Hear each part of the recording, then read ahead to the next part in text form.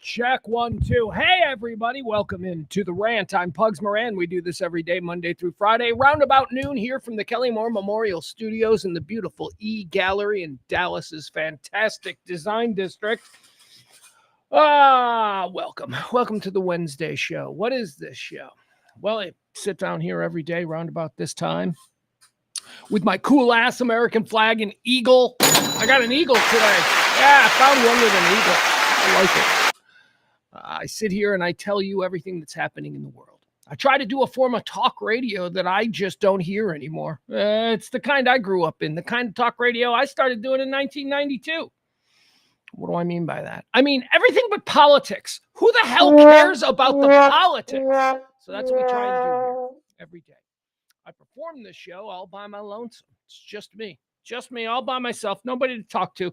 So I perform it as a stream of consciousness, which is a stream of consciousness is just a guy talking without interrupting himself, without filter, without any kind of governor, just whatever's next in my head, I say. It's a dangerous way to live. Unless you're not an asshole. Say, I'm not an asshole, so I'm not really all that worried about what I might accidentally say, because try to be decent. Stream of consciousnesses are hard to perform unless you have some kind of structure. So I've created 4 quarters. So this show is going to play out for you in 4 quarters. It's going to be all about current events, all about lifestyle stuff, all about everything that's not politics. Although, there are headlines we'll mention that might, you might go, I'm triggered because everything in my life is politics. If that's you, you shouldn't be here. It's not the kind of people we want to be around. Like, I have a criteria for people that I want listening, and more specifically, the people I don't want listening. Like, I don't know what I don't know about the people I want listening. Does that make sense? What I mean is there's all kinds of, I do know specifically the people who I could care less if they listen to this or tune in or hang out in our chat room. Those people are, a class of people that are no longer invited to their family Thanksgivings. That's right. If you're no longer invited to your family's Thanksgiving, I don't want you around here. If they don't want you, I don't want you. Go kick rocks.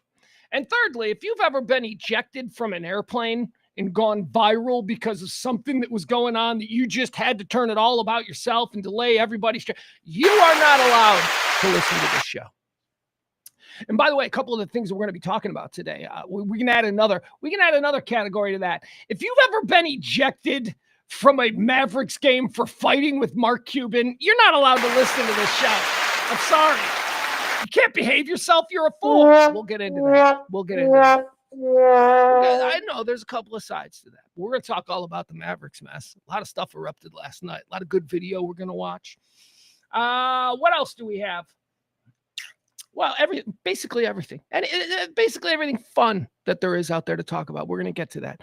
And as I say, we do it in 4 quarters. First quarter is going to be antecedently on this day, right? That's the first thing I do. I talk about the history of today. We go through the history, not all of it, some of it, interesting things.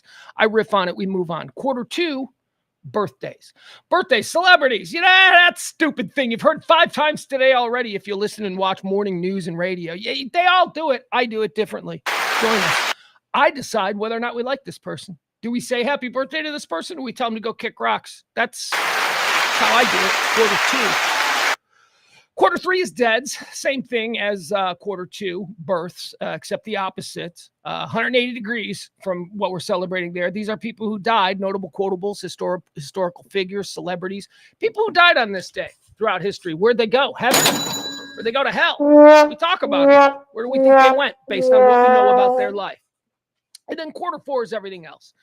And let's see. Let's run through some of the things we're going to get into in the everything else section. I already told you about the Mav stuff. I want to get into that. That's going to be fun. People can't behave themselves. All right, we got a lot of stuff to talk about. We're going to talk about all of the renaming of things that we got going on. We're going to get into that.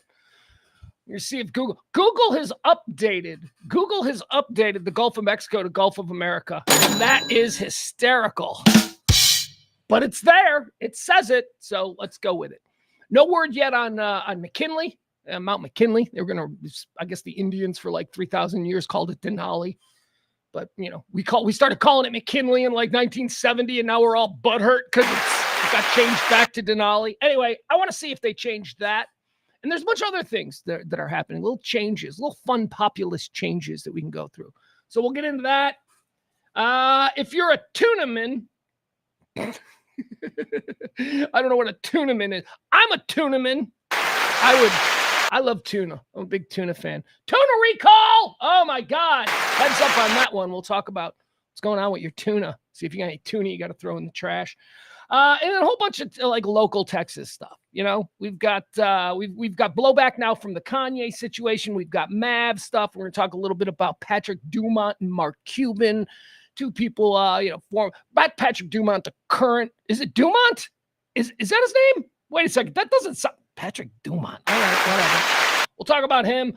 Whole bunch of stuff. We got everything that's happening in the world. We're going to get into a little bit if I find it's important to us here on this show. Okay, so if you're ready, what do you say we get started? It is The Rant. I am Pugs Moran. We do it every day right here, noon, from the Kelly Moore Memorial Studios. Did you know it's the 12th day of the year 2025? Boom! 12th day of the month, year 2025. It's February 12th, people. I don't know why I try to get fancy. It's February 12th. February 12th is the 43rd day of the year. There's 322 remaining until the end of the year. All right, let's get into quarter one. Oh, no, wait, before we get into quarter one. That's right, I got to mention this. This show, thank you so much, runs with no advertising, no nothing, just you and your tips. I say treat me like I'm your bartender. Treat me like I'm your valet parker, whatever. If you hang out for a couple of hours and you enjoy the chat room and the whole scene that we've built here for 3 years now. We've been doing this for 3 years. So if you're new, don't worry about it. We ain't going anywhere. I know it gets tough. And I'm like, I'm going to stop doing this. But as I say, you people are my therapy. This is this helps me to do this. So I'm going to keep trying to do it as long as I can. But if you're new, that's how the show runs. No advertising, no nothing. So I like to get tipped so you can drop a tip. And the big tipper of the day, and that's a nonsense. We don't get tips every day. But when we do, we like to call that person the executive producer. And today we got Peter. Peter's like tipping for like 10 of you. There's like 10 of you who never tip. And then there's Peter who tips like every other day. Peter, Barney, Frank. Yeah, Barney and Frank are the guy. Barney and Frank do the little amounts. That's good because I'd like more people to follow suit. Give me $2. Buy me a cup of coffee every day. What the fuck? Anyway, thank you to Peter. Peter was our executive producer today. Let's see if we'll have one tomorrow. I sure hope we do. All right, let's get started. Let's do quarter one. Antecedently on this day. That's where we take a look back at all the events that have helped shape this day. Not a whole lot today. I'm going to get more selective in the first 3 quarters because I feel like that goes too long and we don't really get the time that I want to spend chopping it up on current events and different things going on in our lives. But whatever, we're going to keep doing it. And today's a good, nice little bite-sized antecedently on this day. Year 1733. It's Georgia Day, everybody. Welcome to the party, Georgia. 1773, on this day, Englishman John Oglethorpe founds Georgia, the 13th colony of the original 13 colonies. Georgia Day! All right, now, what do I think about Georgia? This is what I like to do whenever we commemorate a big birthday for a state or something. I like to give my little, what do I think about Georgia? Do I know anybody from Georgia? I think I know 2 people from Georgia. I know one guy who lives in Georgia. Do you know that I've never been to Atlanta? As I think about it, I've never been to Georgia, I don't think. I don't think I've ever been to Georgia. Was Dukes of Hazzard in Georgia? There we go. That's my tribute to Georgia. Welcome to the party. On this day in 1733, they became our 13th colony. Antecedently, on this day, year of our Lord, lost my place. Year of our Lord, 1963. That's right. That's how lame of a day February the 12th is. Georgia was made a state in 1733, and then no other world event caught my attention until 1963. Construction begins on the Gateway Arch in St. Louis, Missouri. Ah, boy. Look, I'm from Chicago, right? We got Milwaukee to our north. Milwaukee's like our little brother who we like. We like Milwaukee. Milwaukee's our little brother. If you're Chicago, you're like, Milwaukee's cool. Milwaukee's our cool little brother. But then we got like our inbred shit hillbilly cousins down there in St. Louis. Okay? I don't like St. Louis. Never have. My son's mother comes from there. My son has grandparents there. And if you got to live in St. Louis, the area they live is the Illinois side. So there you go. They're okay. They're okay on that side. But St. Louis, the Gateway Arch, on this day, 1963. I guess I'd never thought about that before because the Gateway Arch had always been there. And my whole life growing up, the Gateway Arch is there. I don't know when I thought that thing was built. I'm like 1963. Okay. You mean it wasn't built in like 1850 for the 18? I thought it was like a lot older. It's not 1963. Here's the other thing about the Gateway Arch. Not impressive. It is like the least impressive civic brand monument that I think there is in this country. It's terrible. It's just like a big white. What else about the arch? What else? Do I got anything else? Nope, nothing. Moving on. Big letdown. I'll leave you with this. I've seen structures that were more awe-inspiring at Six Flags than standing at the base of the St. Louis Arch. Okay? There you go. Antecedently on this day in the year 2004, the city of San Francisco begins issuing marriage license. I don't know why I said it like that. Gay marriage, legal, San Francisco on this day in 2004. Directive and executive order from Mayor Gavin Newsom. Hey, whatever happened to that guy? Antecedently on this day in the year 2009, Colgan Air Flight 3407 crashes into a house in Clarence Center, New York, while on approach to Buffalo Niagara Airport. Now, I know I don't do plane crashes, but I do the ones that I remember. Like the ones that I remember this. Do you remember this? This is a commuter plane. There was like 60, 70 people on board.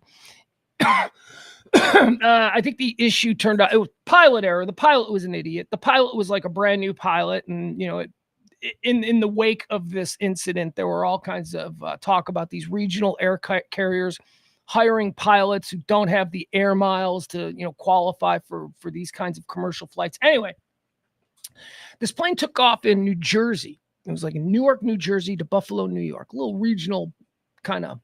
But a jet, I mean, it was a jet. It was exactly the same kind of plane that crashed in Washington, D.C. last week. So like a commuter commercial airplane with like 100 and some seats. This thing was like 4 miles from the airport in Buffalo when icing started to cause a problem. There was snow and it was icing, and the pilot didn't de-ice correctly and then failed to communicate with the co-pilot. The co-pilot was doing shit that the pilot didn't know about. This plane, 4 miles, it was 4 miles outside of the airport. This plane just nose-dived because it went into a stall. It went into a stall because of the ice, okay? The flaps weren't working, so the plane began to stall. So in order to pull it out of the stall, the pilot pulled back on the stick, but the problem was the pilot's nose wasn't angled down, like to pick up speed so that he could actually, you know, thrust and pick up speed and restart the engine. He was up, his nose was up, so the plane completely stalled, crashed directly into a home on a block. This isn't a rural home. This plane crashed into a home in a neighborhood, a little like ranch house, single family, working class neighborhood outside of Buffalo, crashed directly into the house. Houses on either side were not affected. This plane hit directly into a house. Now, what makes it even worse is that behind this house, the backyard of this entire block, was a gigantic field, like 50 football fields size open grass area, where if this plane had just crashed there, instead it landed 10 feet where it should 10 feet be. Dude came home from work, sat in his recliner in his house, and at 9:15 at night, a plane crashed into his house. Holy cow, guys. The fragility of life. Let's never forget that. Let's do some birthdays. Hey, bottom, bottom, bottom. They say it's their birthday. Bottom, bottom, bottom. I don't know if it's really their birthdays. They claim it is. So let's just go with that. Born on this day in 1809. Oh, here's a couple of big ones. This is a big one, right? We like to do the umbilical cousins. The umbilical cousins are people born, celebrities, born on the exact same day, the exact same year. But, they're not really related. All right, so here we got 2 umbilical cousins. Okay, born on this day in 1809. Charles Darwin, pretty big one in the science game. Charles Darwin and Abraham Lincoln, pretty big one in the president's game. Happy birthday to both of them. I don't know. I love Lincoln. Lincoln's my second favorite president. I love Lincoln. But Darwin, I'm like, yeah, okay. I don't know much about Darwin. Monkeys, right? We come from monkeys because of Darwin. Okay, I'll buy that. That tracks. Born on this day, year 1915. How about Lorne Greene? You guys remember Lorne Greene? Lorne Greene, apparently, before I was born and aware of stuff, he was a cowboy actor. He was like in a cowboy show on TV, and everybody knew him from that. He was a big, massive star in the 1960s. Don't know what it was. Bonanza, Gunsmoke, Big Valley, not sure. One of those. Lorne Greene. I know Lorne Greene because later in his life, in the 1970s, he did Alpo commercials, and I like dogs. Remember Lorne? I'm Lorne Greene. I like dogs. Do you like dogs? Feed dogs when I feed dogs. Alpo. That was the whole commercial, basically. He was also a Dama in the original Battlestar Galactica. Happy birthday, Lorne Greene. You're cool. I got no issues with Lorne Greene. Born on this day in 1915. Born on this day in 1956. How about Arsenio Hall? Arsenio Hall! Whoo! Deal with the devil. 5 years at the top, and then poof, he gone. Arsenio Hall was like a clubber. He was like a clubber, a term for a comic who back in the 70s and 80s, and they would pop up on TV, but they never really, you'd see him. They'd come on and be like, oh, I know that guy. I've seen this guy before, but you never remembered his name or anything. Then he became friends at the right time with Eddie Murphy. Eddie Murphy, who was also a comic who he became friends with, became a massive star. And because Eddie Murphy became a massive star, Eddie started bringing his friends along, and he brought Arsenio along. And before you know it, Arsenio had a hot talk show. And when I say hot, I mean really hot. The Arsenio Hall show was a ratings juggernaut out of the box. And then everybody got tired of it. We're like, yeah, he's not that great. So he's not going to have Eddie Murphy on every night. That's not part of the deal. Some nights it's just going to be Arsenio. Who's his guest? Kenny G and Donna Dixon? Nah, I'm going to pass. And that's what happened. And Arsenio Hall hasn't really worked since. When was the last time you saw Arsenio Hall anywhere? Arsenio Hall, born on this day, 1956. Born on this day in 1963. Here's a dude. This is one of my favorite comedic actors. I think he is, as far as the deadpan actor goes, there ain't nobody better working today than this guy. He is so funny. He is one of the few people. There are certain people. Bill Hader does this. Will Ferrell does this. Bill Murray does this. Chris Elliott famously does this. These are people who have the power over me to just enter a scene, a sketch scene, a comedy scene, whatever. They have the power to just enter a scene. Belushi had this. They just enter the scene, and it doesn't matter what anybody else is doing, and they don't even have to say a word. You are already on the verge of laughter because you know Bill Murray's going to say something funny here. You know Chris Elliott's going to do something absurd here. So I love those guys. This is one of those guys. Happy birthday, ladies and gentlemen, to the great John Michael Higgins. You guys know this guy? Look at him. John Michael Higgins, comic actor, okay? Usually plays very straight, very deadpan roles, and he says absolutely absurd things in a completely straight and completely deadpan way. He was great in Arrested Development. He was great in a show called Kath and Kim. He's been great in all the Christopher Guest movies, Best in Show, all of them. Very funny. He plays the gay guy in Best in Show. You know in Best in Show, the movie about dog shows, which, by the way, dog shows are in the news today. We got breaking news on the Westminster Dog Show. He played like the super gay dog show owner guy who was married to Michael McKean, Lenny from Lenny and Squeak. Oh, he's so funny. But you guys may not know that he is also, and before he became this iconic and brilliant comedic actor, John Michael Higgins, he's our birthday boy. John Michael Higgins was in a movie in the mid-90s. I think it came out, it was an HBO film around 97, 98. And it's one of my favorite films ever made about the entertainment industry. You've got to like that genre, right? Like you've got to like the genre of things that show you how Hollywood really works. So I do. The Late Shift. Have you guys ever heard of the film The Late Shift? It was a made-for-HBO film from the mid-1990s. You can probably still find it. And if you haven't and you like this genre, you need to watch it because it's the best thing ever. The Late Shift documents the story of David Letterman leaving NBC for CBS in the war between Letterman and Leno and how that turned Hollywood upside down and how everybody was taking sides. Brilliant show. Brilliant film. So fun. The Late Shift. Anyway, John Michael Higgins, our birthday boy here, he played David Letterman in a dramatic role. We're used to seeing John Michael Higgins do comedy. No, he was playing it straight. I mean, Letterman is a funny guy, right? So he's a comedian. But this is not, doing bits. This was David Letterman in real life. And he was absolutely brilliant. Let's watch a little of this from Late Shift. John Michael Higgins, one of my favorite comedic actors of all time, playing a dramatic role as David Letterman, and he nails it. He nails it. I was a diehard Letterman fan, and I didn't know who John Michael Higgins was from anybody back in 1996, 1997. But I'll tell you, I watched this and I went, holy shit, did that guy nail Letterman? So here it is. Here's the context. This is our birthday boy, John Michael Higgins, hanging out in Malibu. He has just left NBC because they refused to give him the Tonight Show. They've given it to Jay Leno. Letterman has left NBC. He doesn't know what he's going to do with his life. And he is on the beach in Malibu talking with Peter LaSalle. Peter LaSalle is the executive producer for Johnny Carson and The Tonight Show. He no longer is working either. He's asking advice from Peter LaSalle. And then they have a meeting with Mike Ovitz.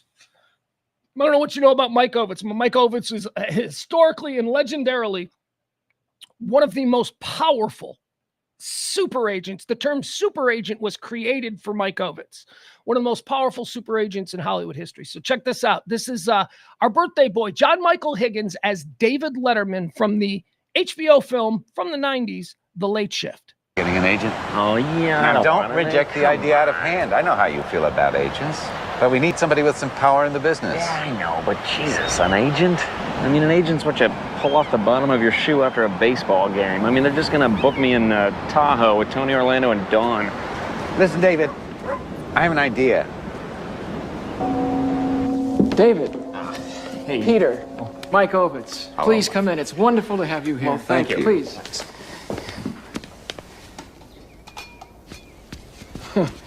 David, I don't know if you remember this, but years ago when you were with William Morris and I was still an agent there, we actually met very briefly.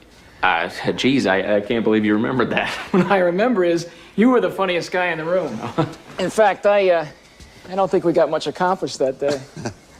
Michael, maybe we should tell you a little bit about David's circumstance. Peter, I know Dave's circumstances. And so I know why you're here. Dave is a star of such compelling stature that, frankly, it makes me personally angry he finds himself disabused. We pride ourselves here at CAA in developing a career plan for our clients that protects them as much as it enriches them. David has set such an incredibly high professional standard, and yet he is going disturbingly unrewarded. That just doesn't make sense. It's simply bad business practice. Obviously, we have an intense interest in establishing a business relationship with you, Dave, and with you, Peter. Frankly, we have worked out a career plan for David, and it includes securing everything for Dave that he wants. Everything. Of course, that means an 11:30 television show. Dave will be offered an 11:30 show, and he will be offered it by every network. The geometry of the deal will be far larger. The studios will be in, the syndicators, the full range of the entertainment industry. We shall frame a deal that will make you one of the giants. And if you give us the privilege of working with you, CAA will take care of everything your talents deserve and your spirit. There you go, The Late Shift. Happy birthday. birthday, John Michael Higgins.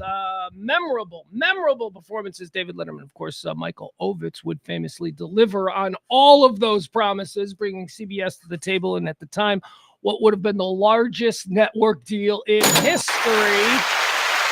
John Michael Higgins, one of my favorite, born on this day, year of our Lord, 1963. Born on this day in 1968. How about Josh Brolin? Josh Brolin. Thanos. He's like, to my son, to my 15-year-old son, like, I think Josh Brolin. I'm like, oh, yeah, James Brolin's kid. Right? That's what I still think. My kid thinks Josh Brolin is like one of the biggest stars in the world. And if a 15-year-old says that, then it's true. He is. If a 15-year-old says, happy birthday, Josh Brolin. Born on this day in 1968. Also born on this day in 1968. She was the hot one, if you remember. You guys remember Wilson Phillips? Remember the band Wilson? They're pretty music, soccer mom music from 1989, that kind of thing. Wilson Phillips was a supergroup comprised of the daughters of Brian Wilson of the Beach Boys and China Phillips, who is the daughter of John Phillips of the Mamas and the Papas. So Wilson Phillips was a mashup of the Mamas and the Papas and the Beach Boys, and they, just like the Mamas and what are the Mamas and the Papas known for, and what are the Beach Boys known for? Harmonies. And holy crap, they were very good. Wilson Phillips had beautiful harmonies. China Phillips is celebrating a birthday today. China, she was the hot one, and she was really hot. Like, she was different hot. Like, you remember the first time you saw that video and you were like, she's got really short hair. She was the first, like, China Phillips, like, even before Demi Moore. Remember when Demi Moore cut her hair real short for Ghost? Nah, that was after China Phillips. From Wilson Phillips. She had that really short haircut. Have you seen China Phillips lately? She's like 60 and she's still like, she's like 60. Well, how old is she? She's like 60. No, she's not. All right, so apparently today she's 57. She's 57. Still beautiful. Still beautiful. She does, I talked about her a couple of years ago, I think at this point, because I had fallen into a YouTube hole where I discovered China Phillips' YouTube channel. And the reason I was watching it was because there was this real interesting clip of her with her mother, Michelle Phillips. And they're sitting on like their back porch. And China Phillips is just grilling Michelle Phillips about what a bad mom she was and like the things that they did back then. And it was very funny. And I thought, that's cool. This is like mom and daughter. They're obviously best friends. They're like busting each other's balls about the way shit was back then. China Phillips, I like her. She's married to the most normal Baldwin. She's married to Billy Baldwin. Billy Baldwin seems to be the most normal, if that's even a thing, if there is a normal Baldwin. He's like the normal one. She's super religious though. She's super Jesus-y. China Phillips is like born again, super Jesus-y. Anyway, happy birthday. Born on this day, 1968. Still beautiful. Funny YouTube videos with her mom. China Phillips, born on this day in 68. Born on this day in 1980, Christina Ricci. I got a weird thing with Christina Ricci. Like, every time I look at her, I still think she's 10. And she's not that. She's like totally within the range that I could date naturally. She's 46 years old. I could date a 46-year-old woman. Yet in my head, I'd be like, I'm dating a child because Christina Ricci was famous as a child. Anyway, Christina Ricci. Not that I'd want it. She's not my type. She's my friend Tom's type. My friend Tom was nuts about Christina Ricci. I'm like, really? That's the hottest. You think Christina Ricci is like the hottest chick in Hollywood? Oh man, by far. You're nuts. Or maybe possibly gay. I don't know. Christina Ricci, happy birthday. A fine-looking woman, huh? Fine-looking woman. But hottest? Really, Tom? Born on this day in 1980. Born on this day in 1990. Happy birthday to, what could have been, but unfortunately never was. Robert Griffin III, RG3. Oh, the injuries. RG3, football player. Now he's a shit talker on Twitter. I guess that's the natural progression.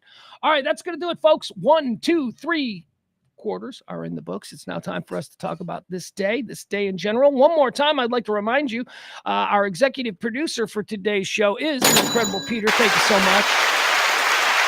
The show only survives. I only eat if you guys tip. That's not a joke. The money that this show comes is the money that I use to live on. I use all the other money to pay for this shit. But thank you. Thank you to Peter, our executive producer. If you want to drop a little tip, you want to say thank you for doing this every day, we support this kind of non-divisive talk radio, you should feel free to make your way over to the Venmo or the Cash App. You can drop a little something in. Big tipper at today's show will be the executive producer tomorrow. So thank you all so much. All right, let's get started. Quarter 4. Here we go. Let's get started.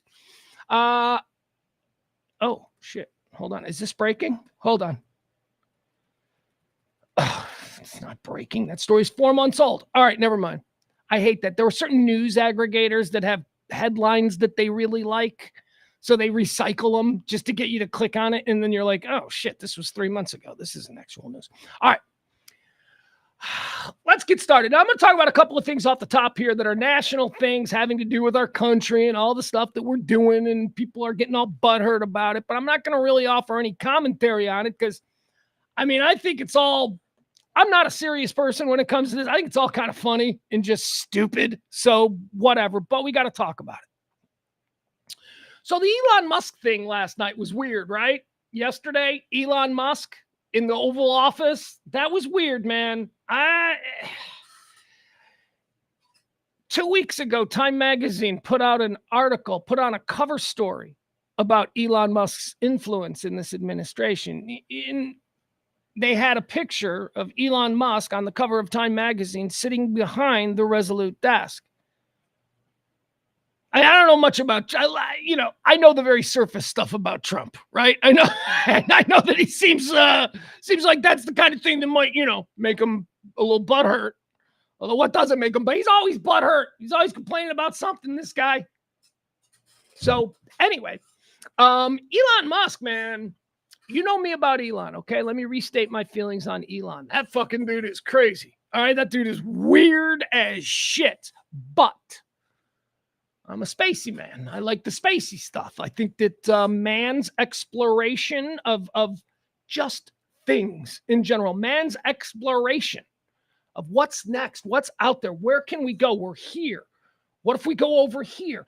That is just ingrained in us. And I think it's probably important that we follow that instinct. So if Elon wants to take us to Mars and wants to start colonizing other planets and stuff like that, other planets, I mean Mars, maybe the moon, whatever, it's a big goal, man. And a lot of people are like, why is that important? And then I don't even answer those people because they're obviously too stupid to be deserving of my time explaining why almost everything that we have came from our desire to explore what's next. The shit we take for granted. That was invented because we needed to breathe on the moon or whatever, So just stop it, okay?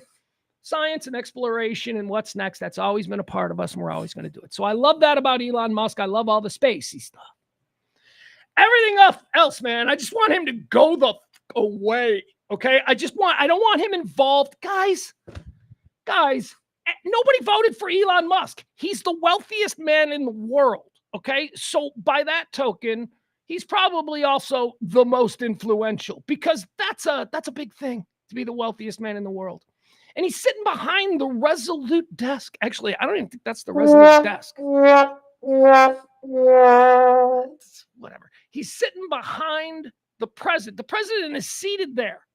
And Elon's behind him in a weird black hat. And first of all, baseball cap indoor. Get off the spectrum, weirdo. Did nobody teach you? You don't wear a hat indoors. Now, I know what you're saying, Pugs. You're indoors. You're wearing a hat. Yeah, but this is like I always wear the hat. It's part of the whole presentation. I'm doing a show. Elon Musk should not have been doing a show yesterday. He shouldn't have been there. Again, I point out, this is a weird dude who is on the spectrum. I mean, he says that himself. He is a weird dude who is on the spectrum who was raised in an apartheid state. Okay? He's not an American. He's not even close to being American. He doesn't share our values. He didn't grow up loving this country and rooting for Miracle on Ice and all of that shit. He's from another country. Okay? He's from another place. A place that is real sketchy too. When you look at the time he grew up there, the sketchiest country. It was like North Korea of its time. The whole world ostracized South Africa.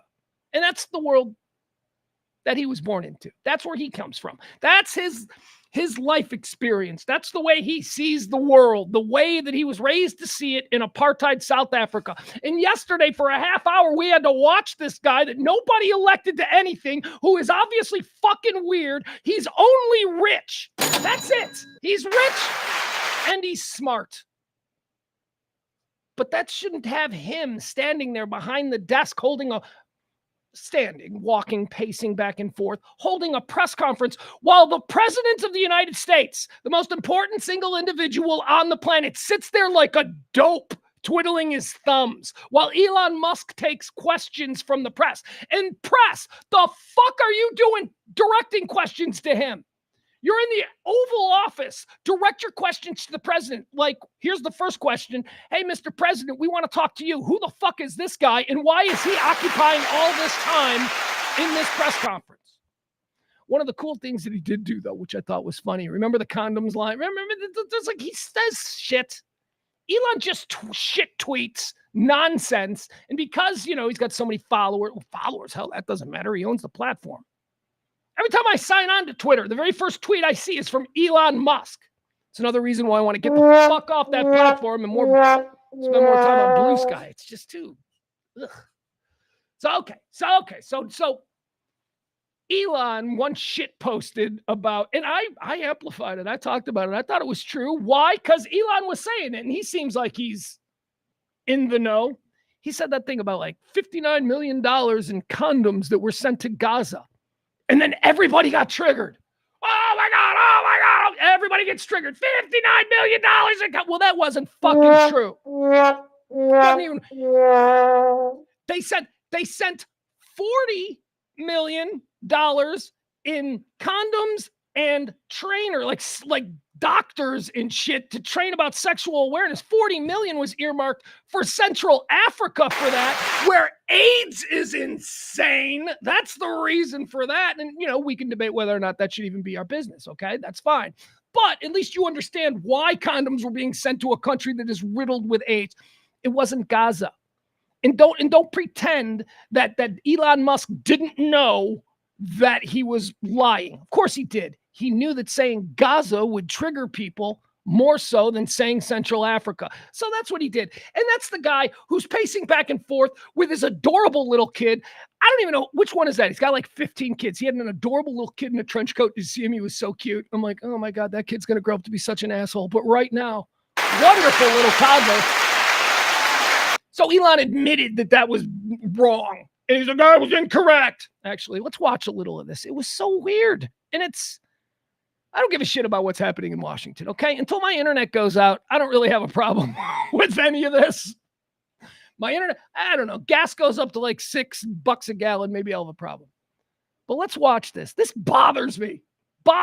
Here's Elon Musk admitting that the Gaza thing is bullshit. Just like half the stuff he tweets. It's all bullshit. Here you go.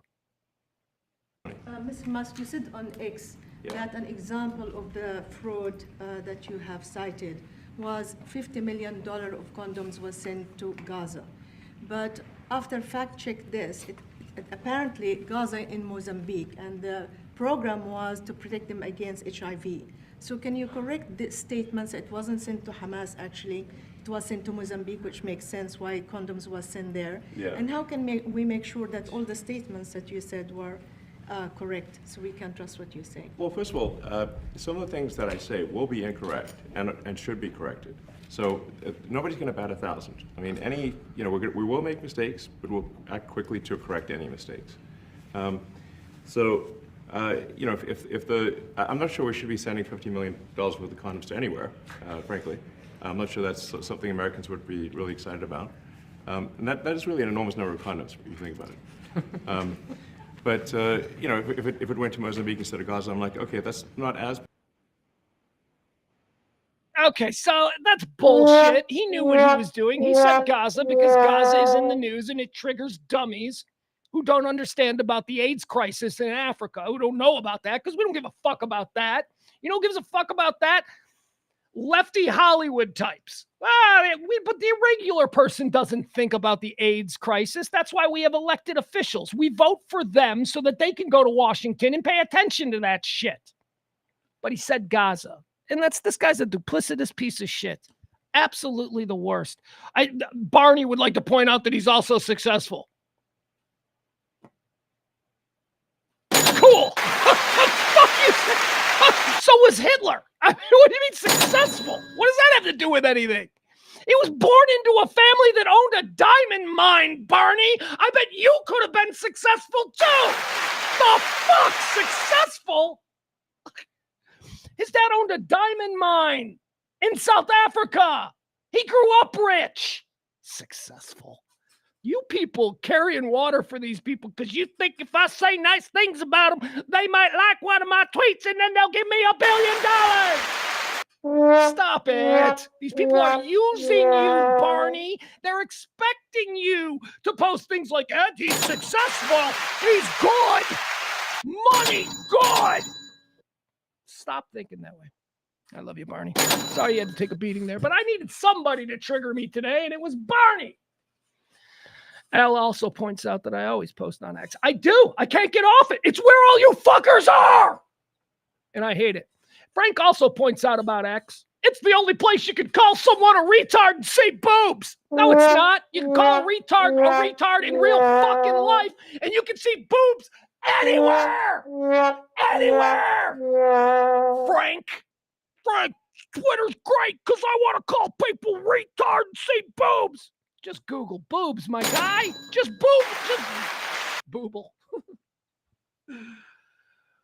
But seriously, Frank, that's a selling point to you? That they let you be fucking mean to people and I can see tits and jerk off. That's why I like X. That's exactly why I fucking hate X. It's ugly. It's not fun. People are not having conversations. People are not... Yeah, actually, that's not true. Some people, there's still some fun people on Twitter. There's still some fun people. And you know what? Blue Sky. You want to know why I can't get into Blue Sky? Because it's fucking lame. Because Blue Sky is nothing but all of these like lefties who everything is political on Blue Sky as long as it takes a big shit on people that aren't lefties. So I can't get into that either. What am I going to go back to Facebook? Ugh. I'm trying hard not to be old. Me going back to Facebook is just going to seal that deal. Facebook isn't any better, right? I mean, I ain't been on Facebook with any regularity in a while, but every time I do peek in, I'm like, ew, this place is still nasty. You know what it is? I don't like you people. I don't like Americans. I don't like the free exchange of ideas with people who have no consequences due to their anonymity. That's what I hate. I hate the people on social media who say all kinds of awful shit, and then nobody knows who they are because they're like, Big Butts 5 or whatever.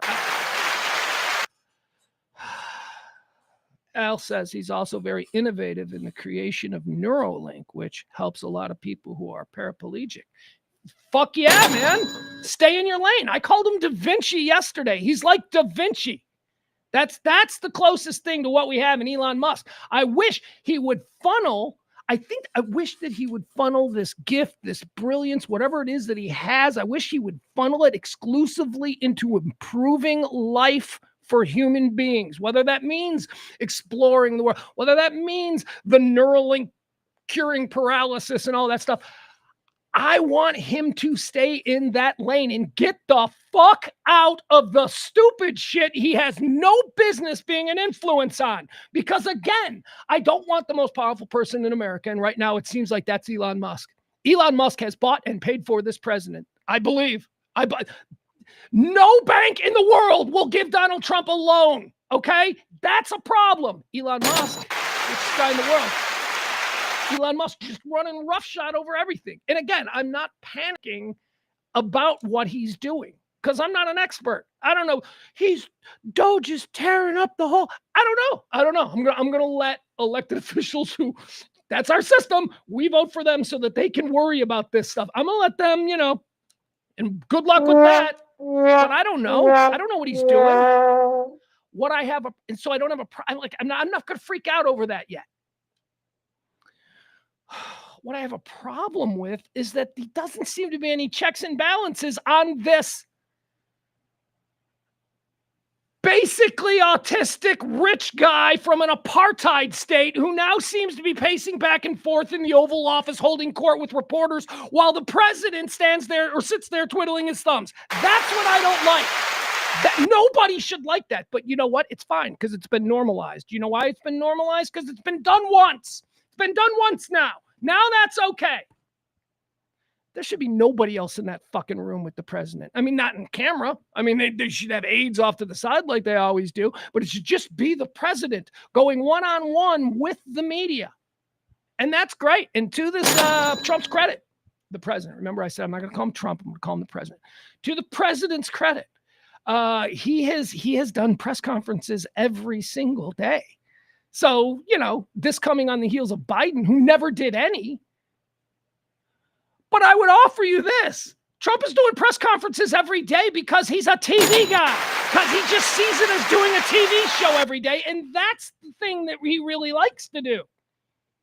He wants to be on TV. He wants to be saying shitty things and making people in the corners of the room laugh. That's who he is. He's an entertainer. And who cares if it's all transparent? Oh, it's so transparent because he's talking about everything. Even not if he's just making shit up like condoms to Gaza. We're not getting transparency. We're getting stories. But whatever. This is a constitutional crisis. You hearing this from people? Constitution. Dude, the guy's cabinet isn't even fucking approved yet. He doesn't even have, he's 3 weeks in. Stop with the constitutional crisis stuff right now, okay? And by the way, you Democrats, you guys look really bad in all of this. You just look like a bunch of pearl clutching ninnies. You look like a bunch of, he should be able to do this. I saw Chuck Schumer. Chuck Schumer was screaming about, this is against everything that America stands for. Then get a pitchfork and stab Lindsey Graham in the face with it, man. I mean, what are you doing? This is all talk, you feckless pussies. Thank you. There you go. That's about as political as we get here. Tear down both sides equally because they're all jobbing us. And you people carrying water for one side or the other are fools being played by master manipulators. They all suck. Oh, I got a mega hat. Oh, I got a mega hat. Oh, what is that? What is the bumper sticker that I always see that I roll my eyes? The old Hillary Clinton thing. Resist or whatever. Resistance. Oh, shut up. Everybody wants to be a part of a little club.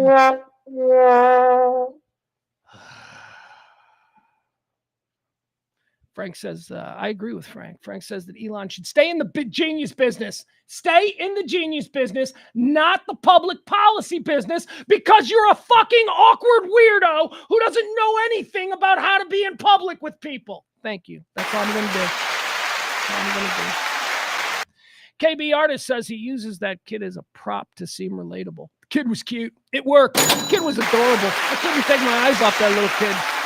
And the whole time I'm looking at him going, oh, he's so cute. I wonder at what point he's going to be an asshole. Like, at what point is that kid going to realize that, hey, wait a second. I'm Elon Musk's kid. I don't know. He certainly didn't have it yesterday. He was adorable there in the Oval Office.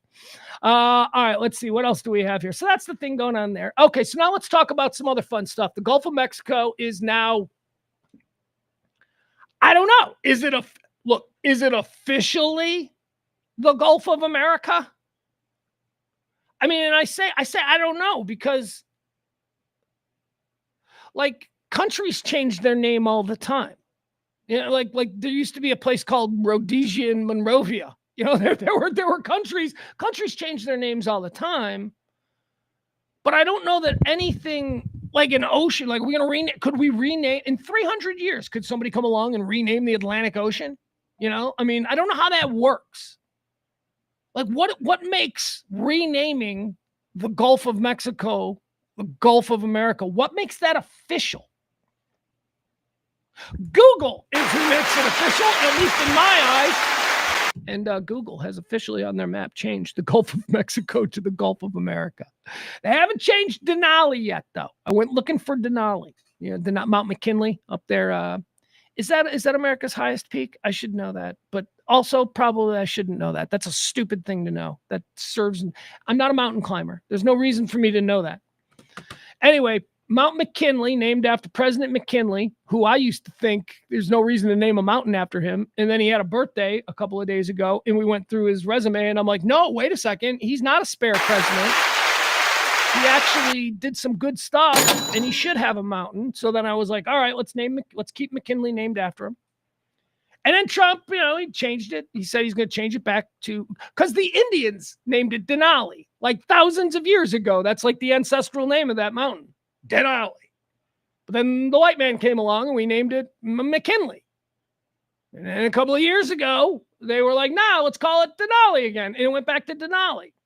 And now Trump is like, nah, it should be McKinley again, for no other reason than it'll piss off people who like Native Americans, right? Isn't that the only reason? Right? Like, who gives a fuck if it's called Denali or McKinley? I don't get it. I don't understand why this is a big deal. But there are people who care. And Trump giving them the finger is, I think, the only reason for it. The only reason for it is like, yeah, fuck you. Named after a president. So that's cool. Also, let's see, what else do we have? Lake Michigan. J.B. Pritzker, governor of Illinois, said he's renaming Lake Michigan Lake Illinois. I'm all for it. I'm all for it. Why is it Lake Michigan? It should be Lake Chicago, quite frankly. That's the biggest population center that's on that lake. What else do we have? Trump's going to get rid of the penny. He's going to get rid of the penny. You know what? This hits me. This bugs me. Trump wanting to get rid of the penny. Not that I like pennies or anything, but did you know my home state of Illinois is the only state in these here United States where you can use pennies in toll booths? Yeah, if you go through, I used to do this all the time, a big bag of pennies, big bag of pennies. It's probably not the most effective way to pay your tolls. But, like I had a purple Crown Royal bag filled with pennies right there as a kid. Every time I'd go through a toll booth, I would grab a handful of pennies, just a handful. Like, I didn't even know what I was doing. I would just grab a handful of pennies and chuck them in the toll booth. And then it would go, chick, chick, chick, chick, chick, chick, chick, chick, chick, chick. And then if the gate didn't open, then I'd be like, and I'd grab like a couple more and I'd throw them in. And then the gate would open. Illinois is the only state in America where toll booths are designed to accept pennies. Why? Because we're the land of Lincoln. We're the land of Lincoln. We're not gonna turn our back on the penny. We will use it. The toll booth.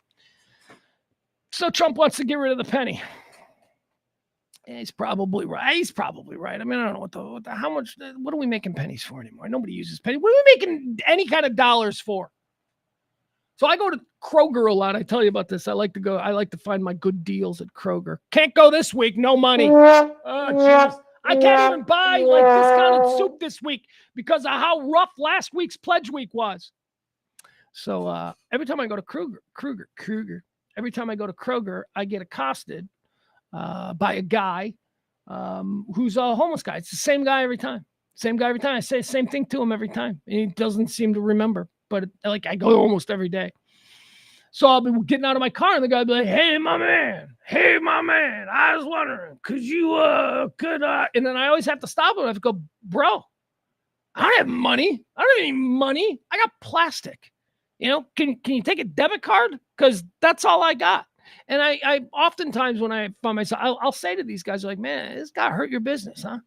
I mean, everybody having plastics gotta hurt the panhandling business. Nobody has change anymore. All right, so Trump wants to get rid of the penny. That's fine. There's a Texas bill. This is interesting. I want to do more local stuff. Yeah, more interesting local stuff. We got a bill here in Texas as we do this show every day from the Kelly Moore Memorial Studios in the Design District of Dallas. There's a Texas bill. Here's what it says. I want to read it to you because there's an interesting choice of words here. Texas bills, multiple bills. Texas bills would allow 10 commandments and Bible reading in public schools. Similar legislation has been introduced in Georgia, Kentucky, Ohio, and other states. Well, come on, where's Florida? Now you tell me Florida and Arizona ain't involved in this? This sounds right up Florida and Arizona. Let's see here. Other states in recent weeks, as Louisiana's 10 Commandments law remains under legal scrutiny. All right, so here's what's happening here in Texas. Bills introduced by Republicans in the Texas Senate would require the 10 Commandments to be displayed in public schools and allow for schools to carve out time for students to read the Bible. All right, couple of interesting words here, right? So the ones that I accented. Texas State Senate has a bill in front of them that would require public schools to present the 10 Commandments. Not if they want, required. You're required. Like theoretically, there's going to be a dude from the state who's going to go to every school and go, here's your fine for not having the 10 Commandments. You know what I mean? If you're required, public schools to display the 10 Commandments. But schools will also be allowed to carve out time for students to read the Bible, specifically the Bible. It says there, like if they're allowing kids to, if schools are being allowed to carve out time for children to read religious scripture, that's fine. That's the American way. Not everybody has to read the Bible. But no, in Texas, apparently it's specifically the Bible. So what happens if you don't want it, this carved out time? What if you don't want to read the Bible in the carved out time? Well, you clean the shitters. That's it. We're going to put you kids to work in the shitters. You're going to clean and scrub toilets. Or you can read the Bible. It's weird. It's like worded weirdly. 10 Commandments are a part of our Texas and American story, Senator Phil King says. He's the lead author of the bill. Adding that if our students don't know the 10 Commandments, they will never understand the foundation for much of American history and law. Boy, that's debatable. That is. I had someone say to me once, well, if you're not religious, then how do you have a moral code? And I simply said, I was raised by better people than you were. That's the answer to that. If you don't know the 10 Commandments, how can you be a good person? Well, you can be raised by decent, loving, compassionate people who instill in you all kinds of qualities that you're relying on your faith to provide. I got it from my mom and my grandma and my grandpa. I got it from those people. That's why I'm not a jerk off. That's why I'm not, out there stealing and robbing and being duplicitous with people. You don't need faith. You don't need the 10 Commandments. I got a problem with the require. I don't have an issue with they're going to allow schools to carve out time for students to read the Bible. So like study hall, like I can't read. Like if I'm a kid in, I don't know, Forney, Texas, and it's my study hall period, can I just read the Bible if I want? In the study hall period, why do we need this to be codified into law? I don't get it. Anyway, that's what's happening here. I don't get it.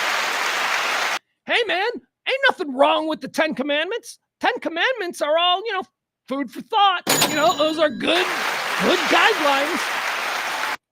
10 Commandments. But this idea that you must accept these words of a specific faith, that seems very un-American. It just seems un-American. I'm a godless heathen, so, what do I know? All right, let's keep going. All right, this is very big news in my house. I actually rifled through my pantry. I had to make sure that we were covered. We're all good. Star-Kissed, I'm a Star-Kissed guy.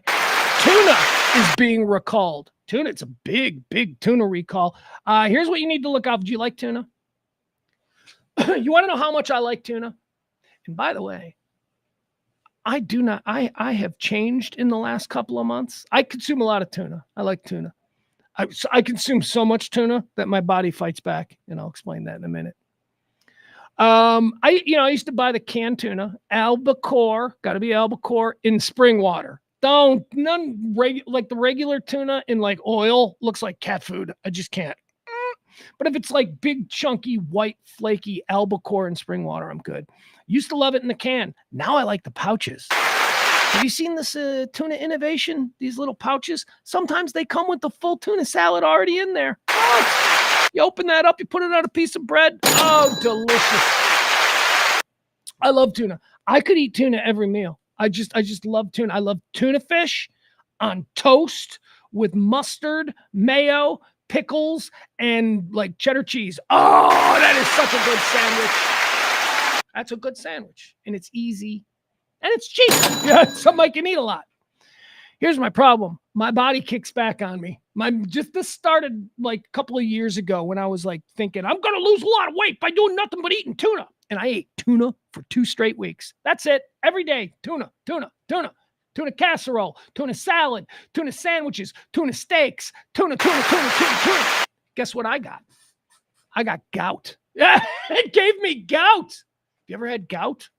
Gout. Apparently, and I looked this up. I'm like, why are my feet swelled up like this? Why can't I walk? And then I like Google it. I'm like, oh, this is probably gout. And I Google gout, and they're like, the first thing that causes gout, tuna. You're eating too much tuna fish. So I have to be careful. I have to be careful eating tuna. Like I said, I would eat it every night. Every night I come home, I'm like, I'm going to make some toast and put some tuna on it. I'm going to have a tuna sandwich. I would do that every night, but I can't. I can only have tuna 2 or 3 times a week now. Because of my gout. That's, I'm very sensitive about it. All right. Anyway, that's my story. That's my relationship to tuna. Now let's talk about what's happening and how it affects you. Canned tuna at Trader Joe's, Walmart, and Costco have been recalled over botulism risk. The recall is due to a defect on the cans. Easy open pull lid that could lead to leakage or Clostridial botulinum contaminum. Could kill you with the botulism thing. But this is important because I wish I had read this earlier. I wouldn't have had to look at all my cans and where it was made, right? I looked at where it was packaged, like to make sure that it wasn't where they say. So I was good with my cans. But turns out now, all I had to look for was, did it have a pull top? I don't have any tuna that has a pull top. I got like 3 cans of tuna, and that's all like, you got to use a can opener for that. And then I got like 10 pouches of like the Star Kiss stuff. So there you go. If you've got tuna that's got a pull can, I'd throw it out just in case. All right, let's go to some specifics. The recall's been issued for some canned tuna products sold across the country at Trader Joe's, Walmart, Costco, and other stores because of a pull tab defect that could lead to potentially fatal botulism. Tri-Union Seafoods issued a voluntary recall for select lots of canned tuna products that are sold under the brand names. Are you ready? All right, Tri-Union Seafoods is one you need to remember. If it says on the back of your can where it's canned and all that stuff, it says Tri-Union. Throw that out. Notice we've done recalls before. Notice I'm like real serious about this one because it concerns tuna. Tri-Union Seafoods issued a voluntary recall for selected lots of canned tuna products that are sold under brand names like Geneva, Van Camp's, Trader Joe's, and H-E-B Home Brands. The company and the Food and Drug Administration announced this in a news release on Friday. So there you go. I don't shop at any of those places, so I don't have to worry about it. And like I said, I just buy Starkist in the pouch. You know what, Kroger, it's only 89 cents per pouch. 89 cents! That's a sandwich. Hey, 89 cent sandwich. But bread is $2 for a whole loaf. Come on, you're getting a sandwich for like under $1. Pretty good. All right, canned tuna. We got a canned tuna problem. Let's talk about the dog show. We all like dogs, right? Who doesn't love dogs? Something funny. I'm doing something terrible to my dog. You guys know my dog, CeeLo the Hellhound. I've been doing some stuff to her lately that I'm getting endless kicks out of. First of all, she falls asleep every night. I'm watching TV. She falls asleep on my chest. She's a big dog. She's 115 pounds now. She's a big dog. She's Catahoula, Stafford, Bull Terrier mix. They're called a Hoolie Bully. She's a big, mean, angry dog, but she loves me and the people in the house, or the people that she knows. So we're good. So she does this thing where she lays on my. Her head is the size of a basketball, right? But so I'll be laying there watching TV, and she climbs up on me and she lays her head on my chest, and then right when she's super asleep, I simply say this. I'm like, sound asleep. Like, wait for your dog to be sound asleep. Like making the noises, like maybe even running in their sleep. You ever seen when your dog runs in their sleep? She makes all kinds of noises and she kicks her legs. So I'll wait till she's like in a dead sleep, and then I'll just simply go, want to go outside? She will wake up from a dead sleep and sit straight up, and then I won't say anything else, and she'll look around, and then I won't say anything else. And then she'll start questioning, did she hear that right? Was that a dream? Did you? And then she'll get comfortable again, and she'll lay down. And that's the fun that I have with my dog. I love dogs. The dog show, the Westminster Dog Show was this week. Isn't it like a multi-day affair? Anyway, the winner, best in show, if you will, was named yesterday. And here you go. It was a pretty big moment, a very big moment. Let's what? Why was this post deleted? I just went to the post and it said this post has been deleted. It's a fucking clip from the Westminster Dog Show. Why would that be? Oh, Jesus. So now I got to figure out how to spell.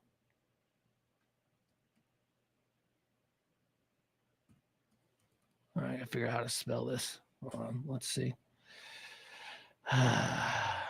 Yeah, all right, we'll go with this one. For some reason, the one I used before didn't work. All right, here we go. This comes from FS1 because in some circles, I suppose dog shows are a sport. Here you go. This was the dog show last night. For Best in Show at the 149th Annual Westminster Kennel Club Dog Show. All right, wait a second. First, before we do this, let's look at the contenders. All right, we got, I don't know what's going on over here. This looks like a Whippet, right? It looks like some kind of a Whippet breed. Not sure. Like a Maltese over here, right? This little looks like a mop, right? This, I'm sure it's a lovely animal. Just, what else do we got? We can't see what we got here. Can't see. This. I don't know what this dude is, but I kind of like him. I don't know. I'm just getting good vibes from him. All right, and then we got over here. We got like this looks like a big one. What is this? Well, I'll tell you what that is. I know what that is. I choose the giant schnauzer. Oh, Monty! Monty the Giant Schnauzer is the best in show. This is a big deal. I guess a giant Schnauzer's never won before. And Monty, this particular Schnauzer, Monty has been in the finals 3 years in a row and lost all three. And now he's won. So now Monty. Let's watch Monty and let's watch the owner. Let's watch this from the beginning. For Best in Show at the 149th Annual Westminster Kennel Club Dog Show, I choose the giant Schnauzer. Oh, Monty! He did it! 3 years and he finally wins Best in Show. Monty's happy. I don't know if Monty knows what's going on, but Monty is sort of, I mean, these dogs don't break. These dogs are very dialed in. The crowd erupting in applause, that shouldn't break the dog. The dog should still be, but this dog is like, hey, Mom, I think I won. Oh, what an incredible moment for Katie Bernadette. Monty the Magnificent, your 2025 Best in Show, the Giant Schnauzer. Congratulations, Sandra Nordstrom, Katie Bernadette, and Cheryl Ann Ambrose. What a great... All right, there you go. That dog seems cool. A giant Schnauzer, that seems cool. I had a Schnauzer, or at least there was a Schnauzer in the family, let's put it that way. It wasn't really my Schnauzer. I guess it was my grandma and grandpa's Schnauzer. Or no, that wasn't a Schnauzer. That was a Scotty. Same dog, right? They're the same damn dog, except that giant Schnauzer is a big one. But a Schnauzer and a Scotty, very similar, right? I don't know, whatever. Giant Schnauzer, Monty, wins the Westminster Kennel Club dog contest.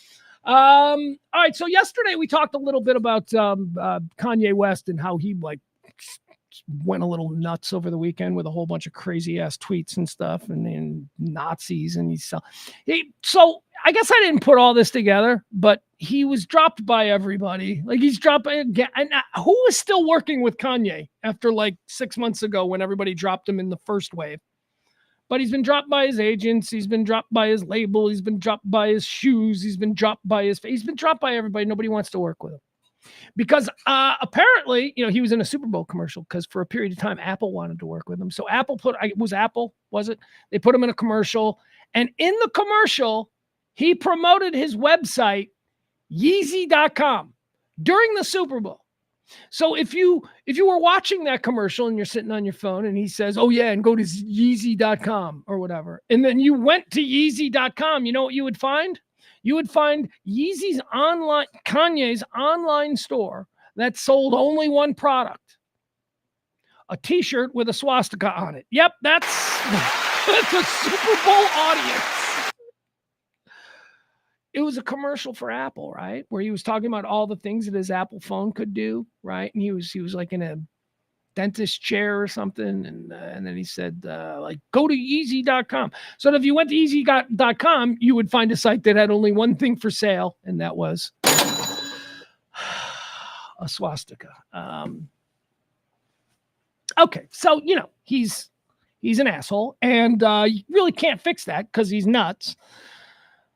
But now there's this whole. Did you see this thing going around here? I'll give you the story. So there's like celebrities shout back at Kanye, except it's not celebrities. This is an AI thing. Have you seen this stupid AI thing? Hollywood getting involved. Hollywood. Kanye, we don't like Kanye. Celebrities protest Kanye West in fake AI video. Scarlett Johansson makes a statement on the video. Celebrities included David Schwimmer, Steven Spielberg, Jerry Seinfeld, Adam Sandler, and Sacha Baron Cohen are depicted giving Kanye the finger, while the real Scarlett Johansson pushes back against the viral deepfake. Top Hollywood stars have banded together to protest Kanye West's anti-Semitism. A viral video depicts Jewish celebrities such as David Schwimmer, Steven Spielberg, Jerry Seinfeld, Adam Sandler, Scarlett Johansson. But that's a wild one. Where does Scarlett Johansson get the Jewish stuff from? Is it her mom? Johansson is not. Doesn't sound very ethnically Jewish. Sounds very Swedish. Sounds Nordic. Sounds sort of Jewish, really? I mean, it sounds. So I don't know. We'll have to figure that out. Or not. The video also features Sacha Baron Cohen and others wearing anti-Kanye t-shirts. Except this protest video was generated using AI. The creator of the video is unknown and presumably didn't get permission from any of the celebrities to use their likeness. Oh, you think? Presumably. And now one of the celebrities portrayed is speaking out about the stunt. The video follows West's unhinged anti-Semitic comments on social media and selling a white t-shirt on his website that was branded with a swastika, following a bait-and-switch Super Bowl ad. So that's the thing I was telling you about.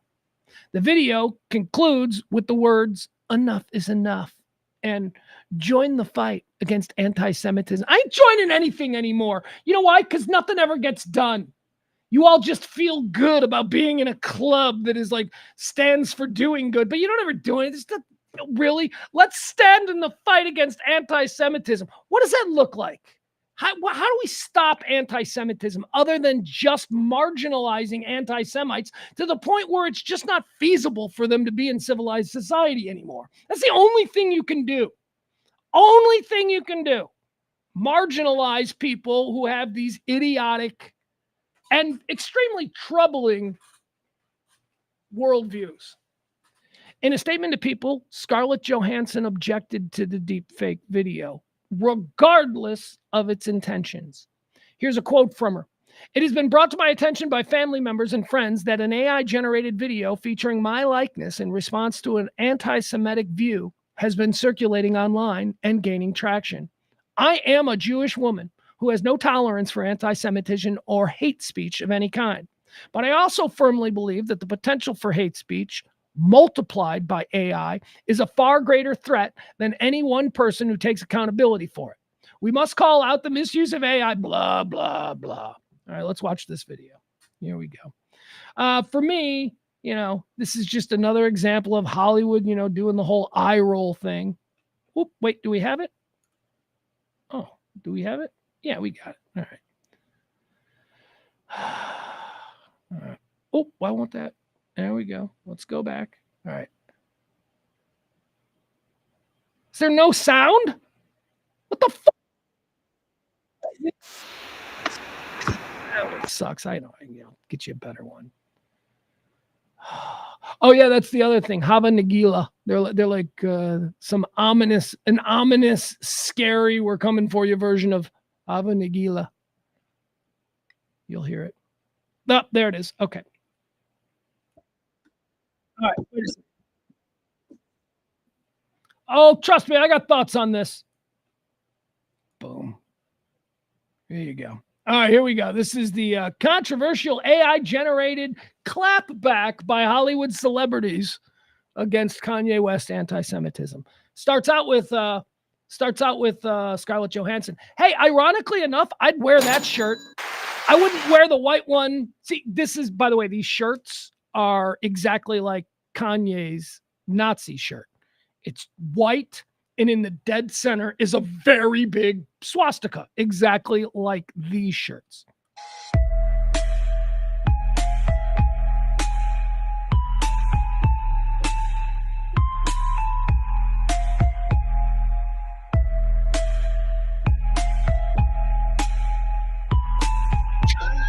What's going on with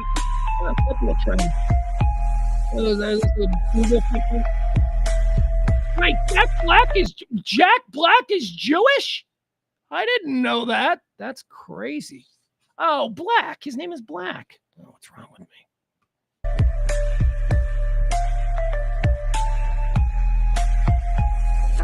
Lenny Kravitz? Natalie Portman? It's that guy. Oh, look at that. They're even bringing in controversial figures. Who's that? There you go. All right. You guys, it's okay. Hollywood's got this. Hollywood. I hate this shit. Look at us. We're all going to get together and we're going to say, stop it. Hold on, guys. I got to take a quick break here. I got to reboot something. Give me a break. We'll be right back. We got more show coming. Don't worry. Hold on.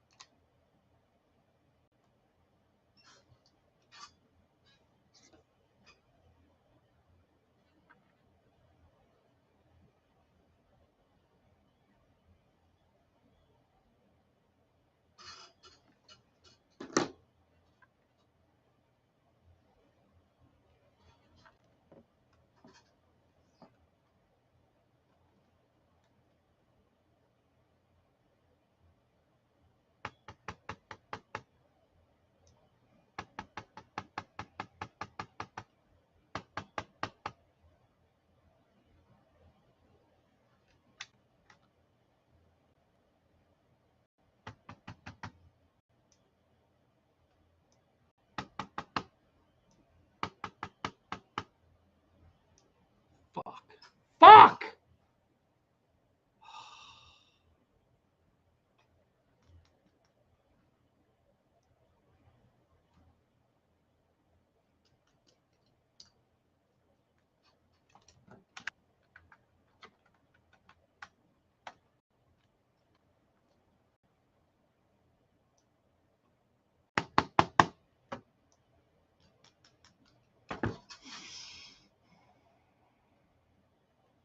My mics just went out.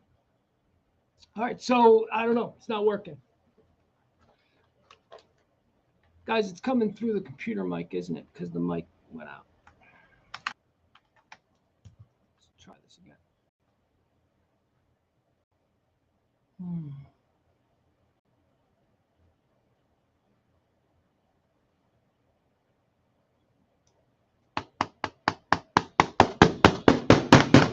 Fuck!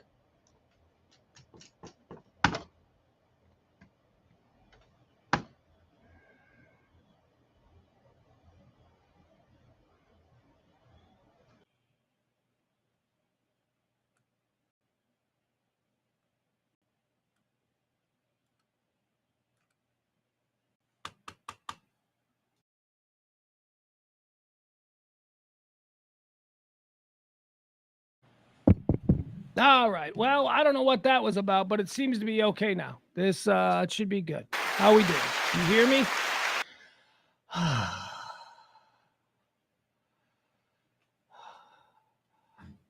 Frank said. Frank Smith in the chat room says ye might have a mental issue. You might.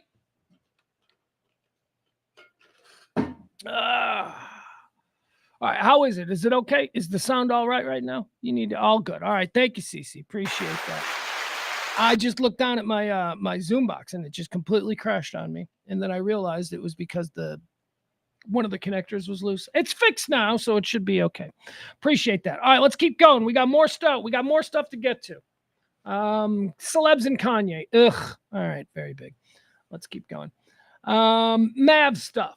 All right, I want to get into some of this here. All right, so let's talk about the Mavs and let's talk about the situation. Lost in overtime last night, right? 1 point. Sacramento. So obviously with the Dallas Mavericks NBA franchise, there are a lot of upset fans here. Hold on.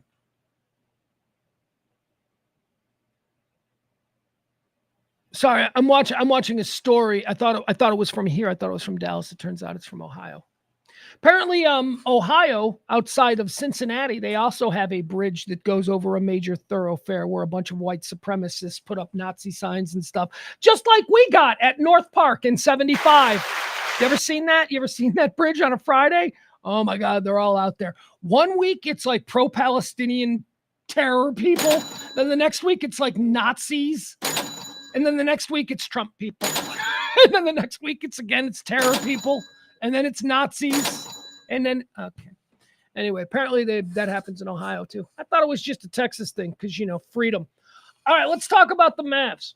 So the Mavs traded Luka Doncic last week. A lot of people very upset about it, haven't gotten over it yet, and nor should they. I mean, this was a hugely devastating piece of breaking news that dropped late on was Saturday? Was it Saturday night or Friday night? It was over a weekend. It was big news. So nobody's gotten over it. It's not like, oh, here we are a week later and everybody's okay. Games can go back to normal and look at them. They're playing great and blah, blah, blah. No, everybody's angry. Everybody's pissed off at, first and foremost, Nico Harrison, the general manager of the Mavericks, who is behind the trade. I mean, he is taking, to his credit, he is taking 100% responsibility. It was him working secretly with the Lakers. He predetermined who he would want for Luka Doncic, so he only dealt with the people who could deliver that, which sounds like a really terrible way to manage your team's future. I mean, you could have, look, I'm not saying everybody in this town's been talking about it, so I feel stupid saying stuff like, they could have shopped him and gotten, I mean, everybody's been saying that. Right? I mean, we've seen recently, we've seen far lesser players with more tread on the tires than Luka Doncic bringing much more. I don't want to be so hyperbolic, but so much more than Anthony Davis and a couple of other scrubs and nothing really else. Anthony Davis is a great player, but Anthony Davis is 31 years old and he's hurt a lot and he's hurt again. So, 2 days in the Mavericks uniform and now he's gone for a month? Be back just in time for that playoff push. Luka's over there in LA. He's out there in LA. The first thing Luka did, he landed in LA and cut a check for $500,000 to the fire relief fund. Yeah, Luka ingratiating himself with his new loss. He's in Malibu. Oh my God. Seriously, you guys, he's fine. Luka doesn't miss you. You shouldn't feel like, oh, but I love Luka. He doesn't give a fuck. Seriously, he's a professional athlete. He's a 25-year-old multimillionaire. He liked it here because it was where he started. But now he's in LA. And trust me, if you've seen Luka and listened to any of the reports, he is going to love being Luka Doncic in LA. He is going to love that. It's going to be on Kimmel every night. Yeah, it's going to be that kind of thing. He's going to be a much bigger star. But it still sucks. And it shouldn't have happened. It should never have happened. I do keep coming down on the side of, what if they win this year? What if Nico Harrison says that he is in a win now mode and that Anthony Davis was the piece missing from the team that he's assembled that he thinks can deliver them a title this year? So what if they win a title this year? I mean, I bet you they do. I bet you they do. And here's why. Because of Pat Day at Ohio State, because of Nick Sirianni with the Philadelphia Eagles. Those are two coaches that after losses this year or decisions made in games or whatever, those are two coaches that the fan base wanted run out of town. Both of those coaches in the months after the fans tried to run them out of town won world championships or national championships in the case of Pat Day and Ohio State. The Eagles, they wanted Sirianni fired after week 3, okay? They wanted Sirianni is hated. Fire him. And then he delivers a Super Bowl. Is anybody going to apologize? No, of course not. So what if Nico Harrison delivers a title? Do you still, this is what I don't understand. If the Mavs get deep in the playoffs, are you guys not going to be rooting for the team? Are you guys not going to be excited? Are you guys not going to be hoping for the win? It's almost like, and again, this is a hypothetical. They have to win for any of this to make any sense. But if they win, are you still going to be upset that Luka's not here anymore? You got another title. So I don't know. So let's see how this plays out. But needless to say, well, the meatball class of Dallas Mavericks basketball fans fucking hate Nico Harrison right now. So let me see. Let's go through a bunch of stuff. We got a whole bunch of video from the game last night. Fans were being thrown out left and right for chanting "Fire Nico" and having signs that say "Fire Nico." One fan got into a fight with Mark Cuban, and Mark Cuban is on video dropping F-bomb. It's crazy. Calm the fuck down, you people. All right, so here, let me see. Let's give you a little story. Multiple Mavericks fans were ejected after holding Fire Nico's. Multiple fans ejected. I'm going to read you the way this. Multiple Mavericks fans ejected after mouthing, holding, quote, "Fire Nico" sign during overtime loss to Kings.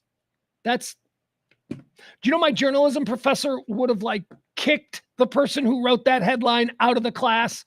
It violates every fucking rule of what a headline is supposed to be. But okay, we're going to move on. We don't have any journalistic standards anymore. Not since everybody started publishing their own daily newspaper on Twitter and Facebook every day. Tensions escalated at the American Airlines Center on Monday night as several Dallas Mavericks fans were ejected during a game against the Sacramento Kings. The removals occurred after fans vocally protested the recent trade of star player Luka Doncic. In the third quarter, a fan participating in a karaoke, or do you say karaoke? In a karaoke segment, was shown on the Jumbotron mouthing the words "Fire Nico." Yeah, if you're the Mavs in-house production team, you're going to want to not do the fan. You're not going to want to give a fan a microphone. You're not going to want to put fans on camera for extended periods of time. You're just not. If you're trying to avoid this, if you're trying to control the beast, which, by the way, never goes well for the puppet, the people trying to control the puppet string. The beast is loose, man. The fans do not want to hear your bullshit. But that's going to happen. So the karaoke segment, the guys like "Fire Nico," and they kicked them out. After putting him on the Jumbotron, I'd be like, "You just exploited me on the Jumbotron. You'll be hearing from my lawyer. I did not agree to be put on the Jumbotron."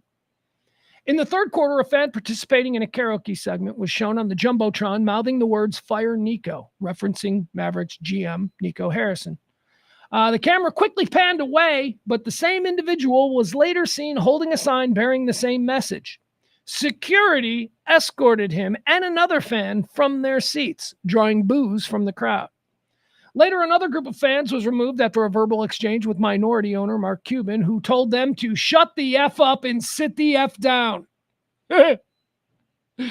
I'm sorry, I like Cuban. I know Cuban enough, as a guy, I've seen him enough around in situations where he's just got to be a normal guy, a normal person. I like him. I think he's a good person. Anyway, moving on. Later, another group of fans were removed after verbally exchanging vulgarities with Mark Cuban. Cuban addressed his interaction with that fan during Monday night's game, clarifying that the exchange was brief and involved only one individual. Here's what Cuban says. "And as far as my interaction last night, it was just with one guy. Fans were booing during crunch time while we had the ball." This is Cuban talking. "Fans were booing during crunch time while we had the ball and while we were shooting free throws. I wanted to see why. So I looked where they were looking. When the guy, and it was just one guy, saw me," this is Cuban speaking, "he started screaming at me. I had no idea what he said, but he was obviously mad. He couldn't hear anything I said, but it was clear what I was saying. I didn't care what he was saying. He was saying it the whole game. I cared that fans were booing him while we had the ball in crunch time or when we were shooting free throws. The time when they should be silent or cheering for the Mavs. All right, so Cuban's saying that he's upset at the Fire Nico guys because they were chanting this shit and getting the crowd all riled up at moments in the game where Mavs fans should be dialed in and quiet, allowing the Mavs to do their thing. So that's what Cuban is saying his problem was. All right, let's watch some of these videos. Let's watch the Cuban one first, and then we'll go to my favorite one. Okay, so yeah, so here's Cuban interacting with the fan, or I guess not really interacting, but all right, so here he is. All right.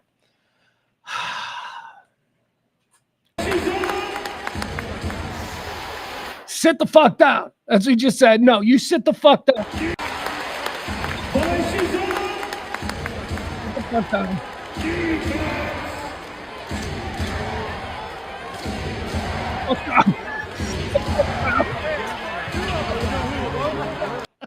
All right, there you have it. There's more Cuban. Sit the fuck down. All right, now wait. I think we got video of the fan, don't we? All right, there's Cuban. Sit the fuck down.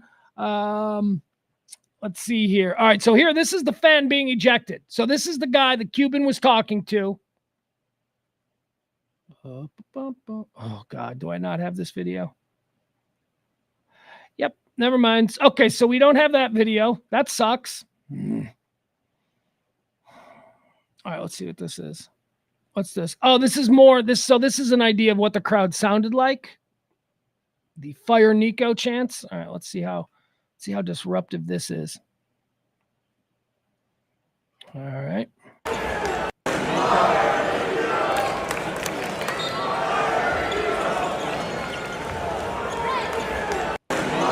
All right, so a bunch of these people here, this is apparently an SMU section. These are all SMU students, and apparently a number of them were escorted out of the building after chanting Fire Nico, Fire Nico. That does not sound all that disruptive. Should we listen to it again? It doesn't sound like there's an entire stadium chanting Fire Nico. This sounds like just a couple of people. This is not... All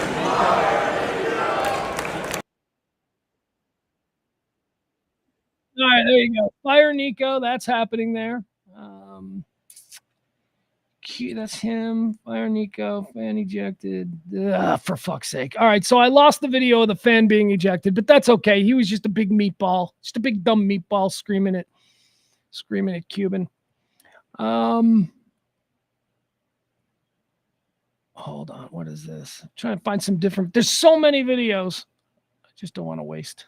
Nope, that's just another story.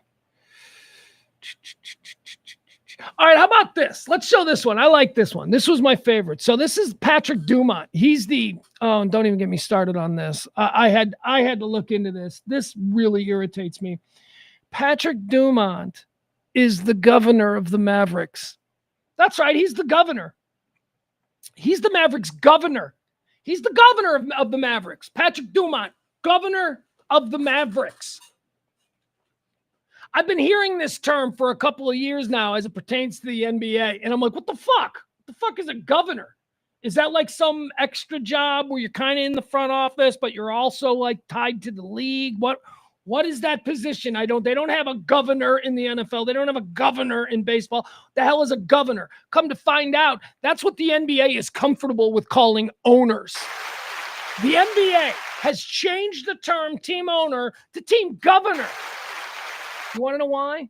Well, I found out why. I'm like, okay, I can guess why. But this is more of this eye-rolling bullshit that doesn't bother us individually in a one-on-one thing. But when you compound it with all the other little stupid eye-roll-inducing bullshit that we are inundated with every day, it's a pain in the ass.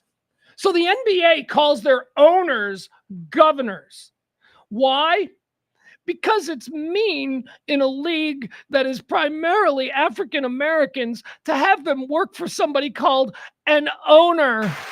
An owner, like slaves. They're slaves. Every black person in America who works for a company has an owner that they work for. But the NBA, in this story, I found this out. This goes back to 2019. I'm like, this had to have taken place in a different time because there is no way in 2024, 2025, especially after the results of the last election and the obvious tone of the country at large, that the NBA would be pulling this shit. But from 2019, here you go. Here's the explanation of why the NBA calls their owners governors. Use of governor began in the NBA around in 2019. Hold on, sorry. I don't know why I'm not hearing. I'm not hearing anything in my headphones. All right. Use of governor term in the NBA. This is from 2019. All right. As NBA teams make some major moves over the offseason, again, remember this is from 2019, a potentially less noticeable change is already occurring throughout the league. According to Commissioner Adam Silver, the NBA is continuing to move away from the use of the term owner to describe those who have controlling interest in teams in favor of the term governor of the team. The change was made due to concerns that the term owner can be viewed as racially insensitive in a league where the vast majority of players are African American. Again, I say this is such an overcorrection. This is so fucking stupid. This is finding a racial problem where a racial problem does not exist. Okay? No NBA player ever had a problem with there being a team owner. Okay, because that's what the guy who pays for everything is called. He's the owner of the team. It's the way it's always been in baseball, football, NBA, everything. Until somebody who is probably not a player and has never played the game, somebody in some meeting somewhere at NBA offices said, I think that it's racially insensitive that black men should work for somebody who calls themselves an owner. Again, everybody you work for, if you work anywhere, there's a guy that owns the company. Everybody works for an owner. This is finding a racial problem and pretending to fix it. Look at us. Look at what we're doing. We're fixing this. We don't have NBA owners. We've got NBA governors. It's just so fucking irritating. These little feckless things that they do and they shove in our face. And we're supposed to go, oh, that's better because now we're nice people. No, it's nonsense. The change was made due to concerns that the term owner can be viewed as racially insensitive in a league where the vast majority of players are African American and the majority of owners are Caucasian. While the league itself stopped using the term owner years ago, individual teams are now starting to follow suit, something Adam Silver was asked about. Here's what NBA Commissioner Adam Silver in 2019 said about using the term governor in place of owner. He says, I don't want to overreact to the term because, as I said earlier, people end up twisting themselves into knots, avoiding the use of the word owner. No, they don't. No, they do not, Adam Silver. Nobody twists themselves in knots when they're talking about the guy that owns their favorite basketball team. Well, you know, I had lunch with the owner. The facility. Nobody does that. That is a made up thing. Nobody ever had a problem with someone who owns an NBA team being called an owner. You know why? Because nobody's got a problem with somebody who owns an NFL team being called an owner or a baseball team being called an owner. This is a problem created where one didn't exist simply because there are a lot of black people who play in the NBA. Let's defend them. I promised you this was some white woman in some meeting somewhere in New York at league offices who said, I'm here to defend the 7-foot black man. You can't call the boss owner anymore. It's absurd. I don't want to overreact. Again, this is Adam Silver, commissioner of the NBA, speaking in 2019. I don't want to overreact to the term because, as I said earlier, people end up twisting themselves into knots, avoiding using the term owner, Silver said. But we moved away from that term years ago with the league. We call our team owners governors of the team and alternate governors. So I think it makes sense. It makes no sense. It makes no fucking sense at all. As a matter of fact, it's glaringly obvious that you are overcorrecting and creating a problem where one didn't exist. Here's what he goes on to say. He says, as I said, I don't want to overreact, but I, Adam Silver, commissioner of the NBA. I don't want to overreact, but I'm sensitive to it. And I think to the extent that teams are moving away from the term, I think that we're going to stick with using governor. Governor. I don't know, man. Back in slave times, governors seemed like, seems like that's not a good thing either. It's just stupid. Anyway, the Mavericks have a new governor. They have a guy named Patrick Dumont. He's the owner of the team. He's the governor. Patrick Dumont showing up for the Mavs game yesterday. I thought this was pretty great. You'll see this. This got to feel bad. Let's watch this. Here we go. This is Mavs governor.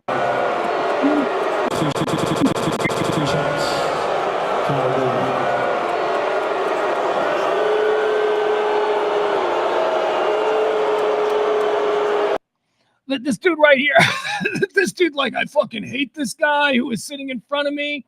So this is him, this big, stupid silver spoon doughboy. This is him.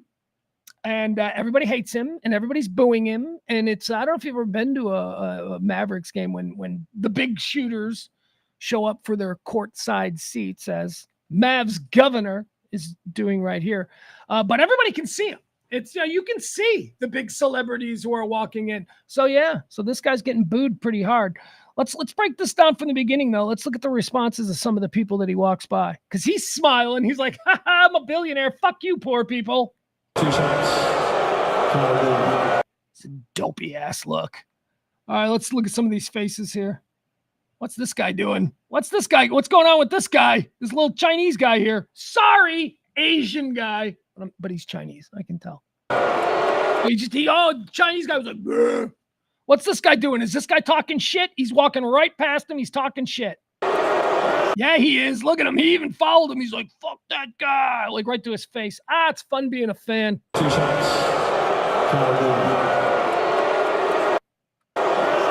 That's him. He's talking. What is this guy doing? Who is this little rich kid with courtside seats? I don't know who the fuck this kid is, but somehow he's kissing ass, or he seems to be kissing ass to the owner of the team while everybody else in the building is booing him.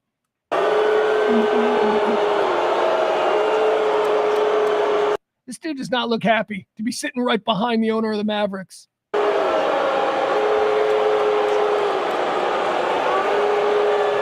So who's this guy? So are these like two friends that he brought to the game? Like he's like, yeah, man, come see my basketball team. I don't know if you know, I'm the governor of the Mavericks. I don't know this guy. This guy walked right out of an Ozempic ad wearing his cool jazz guy hat. Look at him. I'm showing up to the game. I'm wearing my cool jazz guy hat. I don't play an instrument. I just, I want people to think because I'm black and I'm musical. I don't know who this guy is.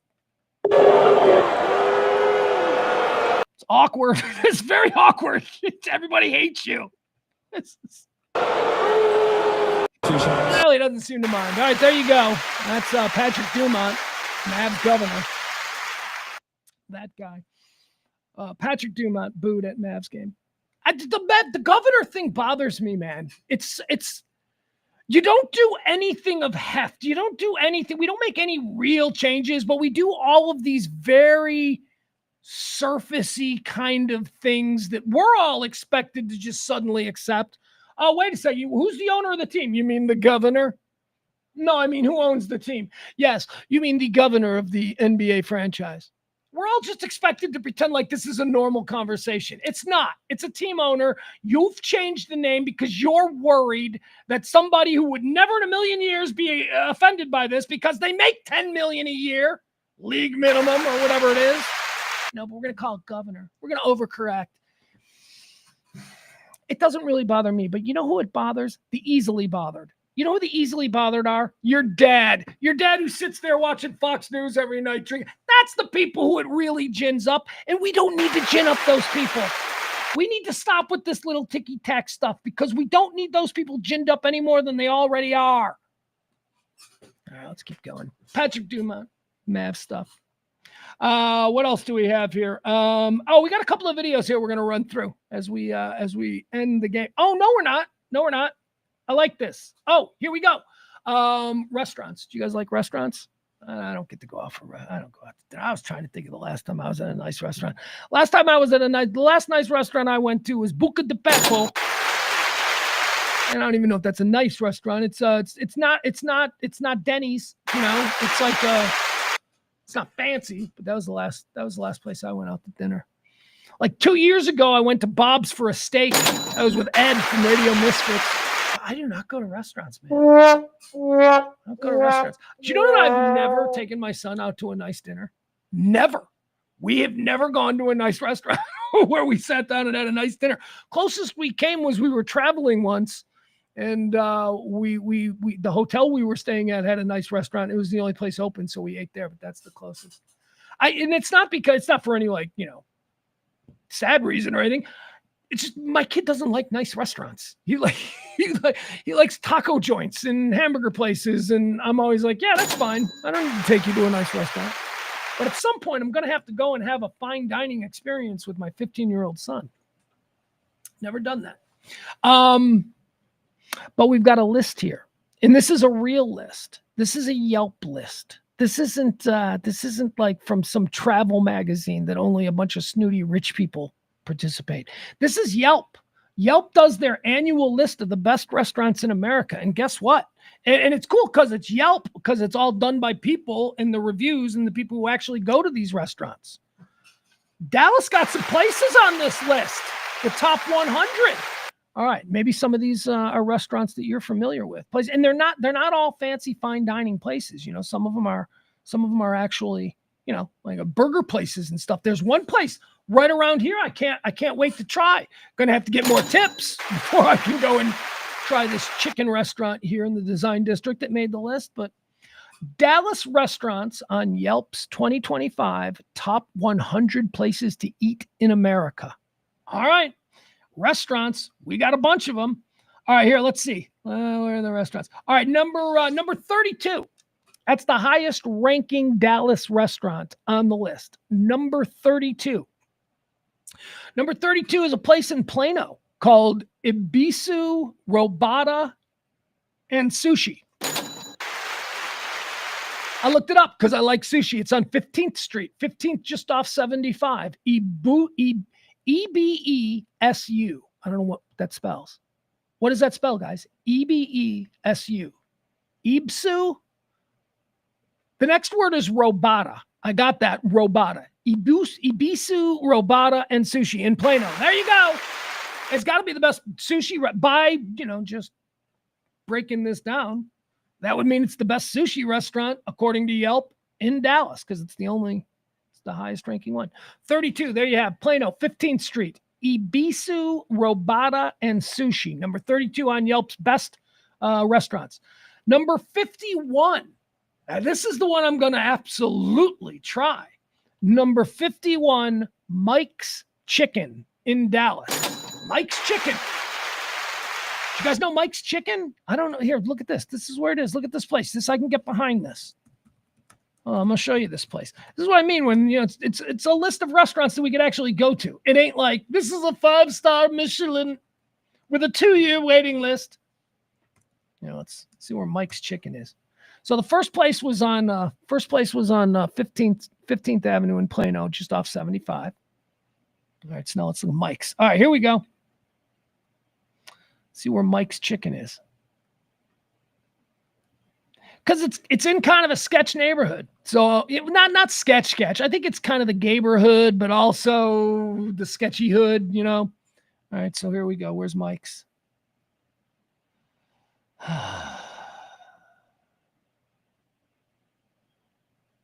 So I've totally lost Mike's. Mike's is somewhere in here. Yeah, no, don't know why I just decided to go. There we go. Mike's Chicken. All right, let's go in here.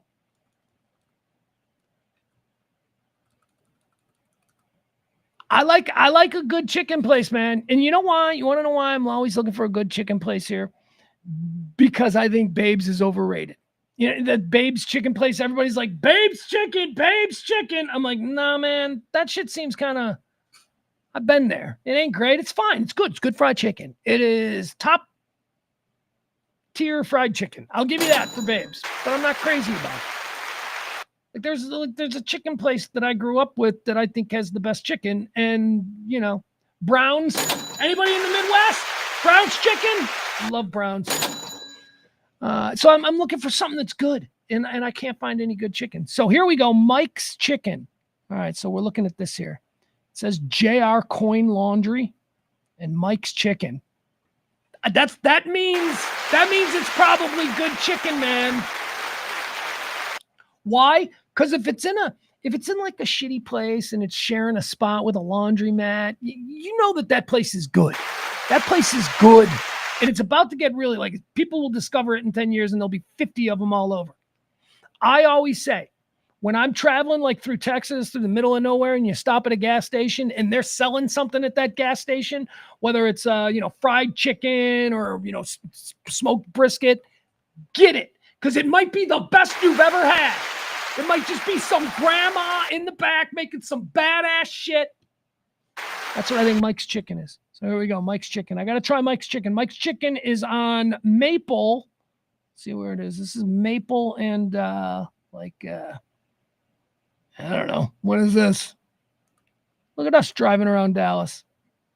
All right, so like Maple and Douglas. There you go. Mike's Chicken. Number 2 on the list of best restaurants in Dallas as rated by Yelp. Yelp has put out their top 100 restaurants in America. Dallas has a couple on the list. We talked about number 32 off 15th Street in Plano, Ibisu, Robata, and Sushi. We talked about number 51, Mike's Chicken, right there, Douglas and Maple in Dallas. Number 76, this is in Carrollton, More Fried Chicken. All right. Number 76, Carrollton, Texas, Yorien Korean Fried Chicken and Yori Shop of Carrollton. Wow, that's a big sign. You gotta have a big sign to fit all of that in there. Yorien Korean Fried Chicken and Yori Shop of Carrollton. Got a question about you Koreans. In your fried chicken. How did Koreans get so good at tacos and fried chicken? You know I'm not lying. There are Korean fried chicken places everywhere. There are Korean taco places everywhere. And it's always good. It's so good. On, I think it's Greenville. Greenville roundabout, Greenville and SMU Boulevard, something like that. Greenville and, yeah, something like that. I don't know. On the SMU, there's a place called Jollibee. You ever heard of Jollibee? Jollibee is like the Kentucky Fried Chicken of Seoul, South Korea. Jollibee is a fast food fried chicken chain from South Korea, and it's awesome. It's really good. It's like, wow. So how did the Koreans get so good at tacos and fried chicken? Anyway, number 76, Yorien Korean Fried Chicken and Yori Shop in Carrollton. That's number 76. I ain't going there. Is that in the part of Carrollton that's like Chinatown? It's like all I don't have anything against it. I just stuff doesn't look clean, right? Like everything looks kind of dirty. Like I've been like in that area. I don't know. Moving on. Anyway, number 76. If you like Korean fried chicken, Yorien Korean Fried Chicken and Yori Shop in Carrollton. I'm sticking with Jollibee on Greenville. Number 82. This one's a little bit far from me, but I imagine it's worth the trip. Number 82, we're going out to the Trophy Club out there by Texas Motor Speedway, right? Trophy Club out there. Trophy Club, the original Roy Hutchins barbecue. Number 82, the 82nd best restaurant in America, according to Yelp and Yelp reviews. The original Roy Hutchins barbecue in Trophy Club. There you go. All right, now number 88, this is the last one. This one I'm really interested in. This is the one that I saw on the list and I went, I'd like to go there. And then I went, oh, wait, I don't go to nice restaurants anymore. This is a place, number 88 on the list. It's right here in Dallas. It's called The Mayor's House. The Mayor's House. Do you know about this? Let's check out where this is. The Mayor's House in Dallas. Let's see what kind of food they got. First of all, let's see where it is. I think this is over in like maybe Oak Cliff. Let's see. All right. Actually, where is this? Is this like off like Fort Worth Boulevard nonsense? Oh no, it's okay. So it's Zhang and Davis. All right, so it's right here, the mayor's house. This let's go down there. Let's check out what this looks like. Oh, so it's just like a regular house? That's kind of weird. Boop. All right, the mayor's house. All right, is that it? Or is... Oh, that's it. There you go. Oh, look at that. That looks darling. That looks good. Mediterranean restaurant. Mediterranean? Like, so like Greek? So maybe I get some good... All right, I want to go to the mayor's house. Although as I'm looking at it, it says the price tag is between $30 and $50. So I will not be going to the mayor's house. But they say it's a very good restaurant.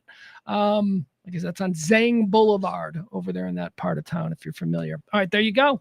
Dallas, well represented on the Yelp list of best restaurants. Let's see. What else do we have here? Let's keep rolling. Oh, did you guys see this? Okay, so I don't know if this is real or not, but it's crazy stupid, and that's what we do here. We like crazy stupid. Hey, just an aside. All morning long, I've been looking at these two astronauts who are trapped up there on the space station for like the last 10 years. Remember these two? We forget. They went up back when like Obama was president, and they're still up there, and we keep promising to bring them back. Anyway, apparently there's some news on them coming back, and it's not news at all. They're like, good news for the stranded astronauts on the space station. They'll be coming back a good 10 days earlier than it had been promised. Remember, they went up over the summer. Like, they went up over the summer, and then they're like, we're going to get you back in 2 weeks. And they're like, nope, can't get you back in 2 weeks. Then they're like, it's going to take a month. You're going to be up there a month. And then it was like, nope, going to be longer than a month. Then they finally said, yeah, it's going to be like after the election and after the new year. And then it was, it's going to be like not until spring of 2025, right?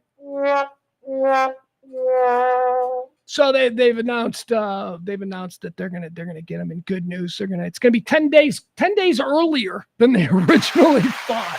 So they've been there for like 200 days, and they keep showing this with her Medusa hair. Have you seen this? Like they keep showing the female astronaut. I think her name is Suni something. They keep showing her, and she's got hair, but there's zero gravity, so her hair is just like, it's crazy. I don't know why I was distracted by it, because they just showed old astronaut Medusa head again, and I'm like, whoa, that's tired of seeing that. Back to this story. Don't know if this is real. Have no idea if this is. We live in an era where we can believe nothing that we see, but it's still fun. It's still interesting. So apparently, we're gonna pretend this is real. Even though I got a little bit of a story for you at the end of it where you're going to go, oh, so it's not real. Anyway, we're going to pretend it's real for the beginning of this story. So after the Super Bowl on Sunday held in New Orleans, everybody went out to Bourbon Street having a good time. People, Eagles fans celebrating, Kansas City fans probably a little bit upset. Well, two crossed paths. Pat Mahomes. Do we know who Pat Mahomes is? I'm not talking about Patrick. I'm talking about Pat Mahomes, former Major League Baseball player, father of Kansas City Chiefs quarterback Patrick Mahomes. Pat Mahomes was out there on Bourbon Street. And if you know anything about Patrick Mahomes, he's right at home on Bourbon Street. He doesn't take Uber. I think Pat Mahomes should probably take Uber more. I'd save him a few DUIs, as he's famous for getting. Anyway, Pat Mahomes, father of Patrick Mahomes, who, by the way, is a year younger than me. I'm like, Jesus, how old is this guy? So Pat Mahomes, former Major League Baseball player, pitcher, is out there on Bourbon Street, and he runs across John Rocker. That's right, Kenny Powers himself, John Rocker, disgraced former Major League closer. Played for the Braves, played for the Rangers for like a cup of cup. He played for the Rangers for like a couple of months, right? And then he was down on Cedar Springs, and some gay people walked by, and he was like, "Look at them gays," or he said something like, I just remember Rocker was here for like 2 weeks, and he like just couldn't control himself. They'll go to the neighborhood. Rocker, somebody tell Rocker to not go to the neighborhood if he's going to be here in Dallas. It's just not a place for him. He's just not going to feel comfortable. Anyway, I'd totally forgotten that John Rocker was a thing until apparently he and Pat Mahomes crossed paths on Sunday night after the Super Bowl. Is this the video? Yeah, let's show the video. They got into a fight. That's right. John Rocker and Patrick Mahomes' dad, got into a fight on Bourbon Street in the hours following the Eagles decimating the Kansas City Chiefs. Now, again, let's watch it. I'll point these out here from the beginning. We'll see who everybody is. All right. So this guy right here in the red, the hoodie, right? He looks like a teenager. This guy, that's Pat Mahomes. That is Patrick Mahomes' 53-year-old father. Okay. This is Pat Mahomes. All right. Here comes Rocker. All right. This is John Rocker. I would just cue the Hulk Hogan real American music. He's the real Kenny Powers walking in here now. So John Rocker is now approaching Pat Mahomes. Again, red hoodie is Pat Mahomes. And this is John Rocker. John Rocker will now approach Pat Mahomes. Let's watch this.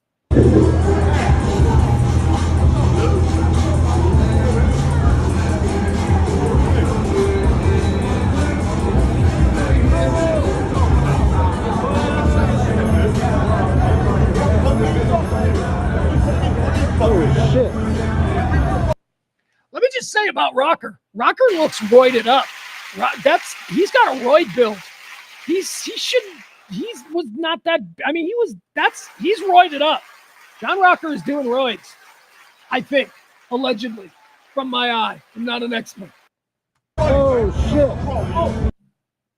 Other than I played sports in the 80s at the high school level and, I know a little something.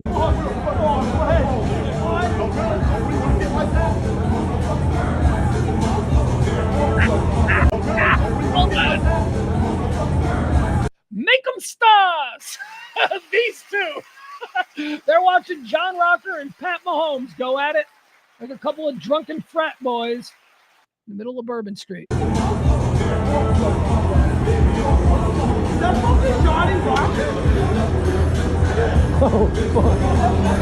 Just, the eye test. I'm thinking John Rocker would beat the fuck out of Pat Mahomes. It just looks like John Rocker would outpower him, outmuscle him. All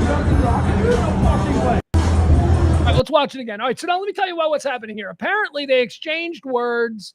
Apparently, John Rocker said something. They know each other because they're former Major League Baseball players. They didn't play on the same team or anything like that, but their careers did overlap. They played at the same time. They know each other. And apparently John Rocker said something. This is the story that I'm getting from Barstool. Apparently John Rocker made a joke about the Chiefs getting their asses handed to them. And Pat Mahomes Sr. doesn't have a sense of humor, and he's very upset. And Pat Mahomes stormed out of the bar, and that's what apparently we're seeing. This is Pat Mahomes being a little baby because John Rocker made a joke about the Chiefs losing. And now John Rocker comes out of the bar, and according to Barstool, again, and they've been framing this, according to Barstool, Rocker comes out of the bar and is like, dude, I was just kidding. Dude, I was just kidding. And Pat Mahomes was like, fuck you, man. And apparently it's Pat Mahomes who escalated this. So knowing that, let's watch it again.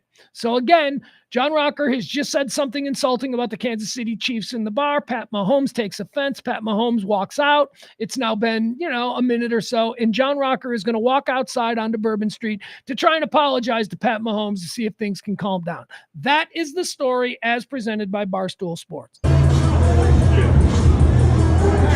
He's apologizing. He's like, hey, man, I was just kidding. And then he appears to come and offer his hand. It appears like John Rocker is offering a handshake. And Pat Mahomes swipes his hand away. All right, so now we go. Big roided up dumb guy. He's feeling vulnerable because he's saying sorry. And then you swipe his hand away. Of course you're going to get the, let's go, motherfucker. I mean, that's how these people go from 0 to 60. That's what Royd does. So Rocker's here trying to be nice. again, probably feeling vulnerable because I'm sure John Rocker considers himself an alpha male, and alpha males don't apologize. So, he's feeling a little vulnerable, and then his vulnerability is stomped on and shooed away by Pat. That's the real thing. These are grown men who cannot manage their emotional responses. That's all it is. They're big babies. In simple peasant class words, they're big fucking crybabies.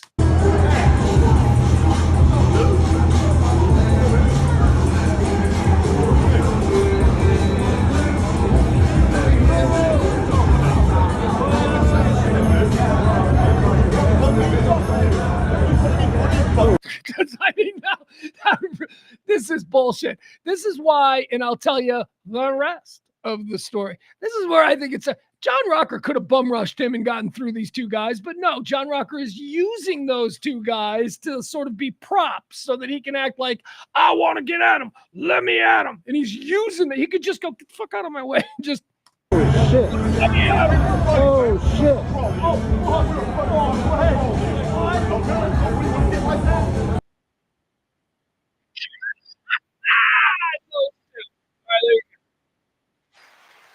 All right, so as I say, this story and the video and all that was broken by Barstool Sports yesterday, and got a lot of traction. A lot of people are like, "What's going on with John Rocker and Pat Mahomes?"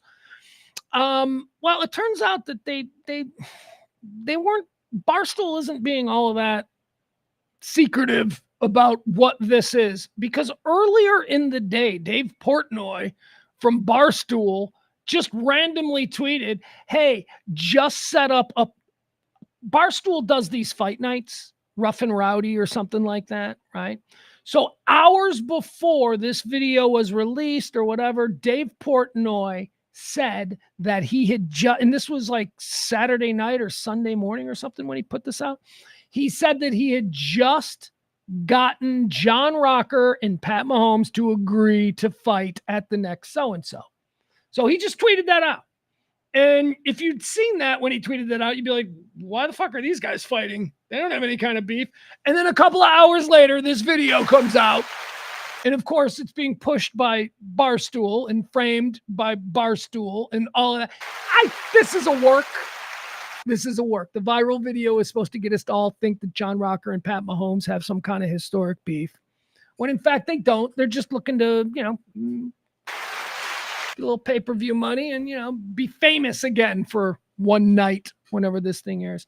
All right, so there you go. That's the sordid tale of Pat Mahomes.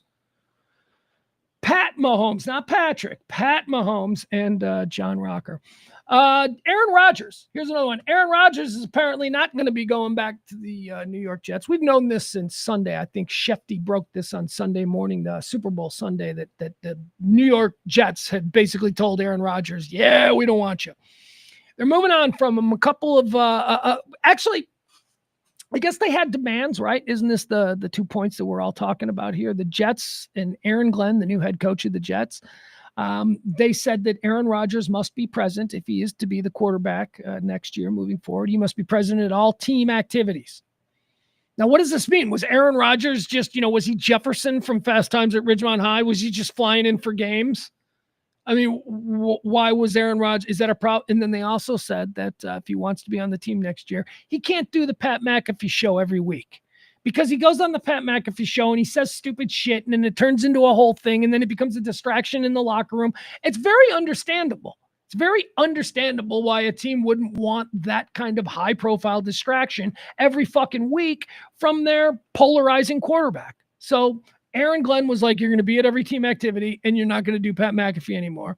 And apparently Aaron Rodgers people were like, nope, we're done. We're gone. So he's no longer a New York Jet. Fine. I hate Aaron Rodgers. I mean, I despise him. Before I even knew what this arrogant piece of shit was all about, I hated him because he was the Packers quarterback and he was a total D-bag. But now I've gotten to know him a little bit. I mean, I watched okay, I didn't watch all of it. I watched like a little bit of that Aaron Rodgers Netflix documentary, and I couldn't get through it. I'm like, oh no, this guy is an arrogant piece of shit. This is a fucking, I've gotten everything I've ever wanted in life, and everybody bows down before me. He's a dick. He thinks he's smart because he surrounds himself with people who he pays who tell him, you're so smart. And, nobody ever pushes back on anything, because when you're Aaron Rodgers and you've created this little world, nobody pushes back on you on anything. It's like Elvis. Elvis had a lot of bad ideas, and Elvis executed all of those bad ideas. And all of his friends were like, that's crazy, King. You're crazy, man. It's like, this is what happens. Aaron Rodgers is a piece of shit. His own family doesn't even want to have anything to do with him. That ought to tell you all you need to know. So if he wants to be done with the NFL, hey, Aaron Rodgers, don't let the NFL door hit you where the good Lord split you. Oh, here we got this. This is some video from yesterday. I talked about the story, Motley Crue's airplane. Vince Neil's airplane crashed into another plane while landing at Scottsdale Airport. And I was like, I don't even know if this is a big story.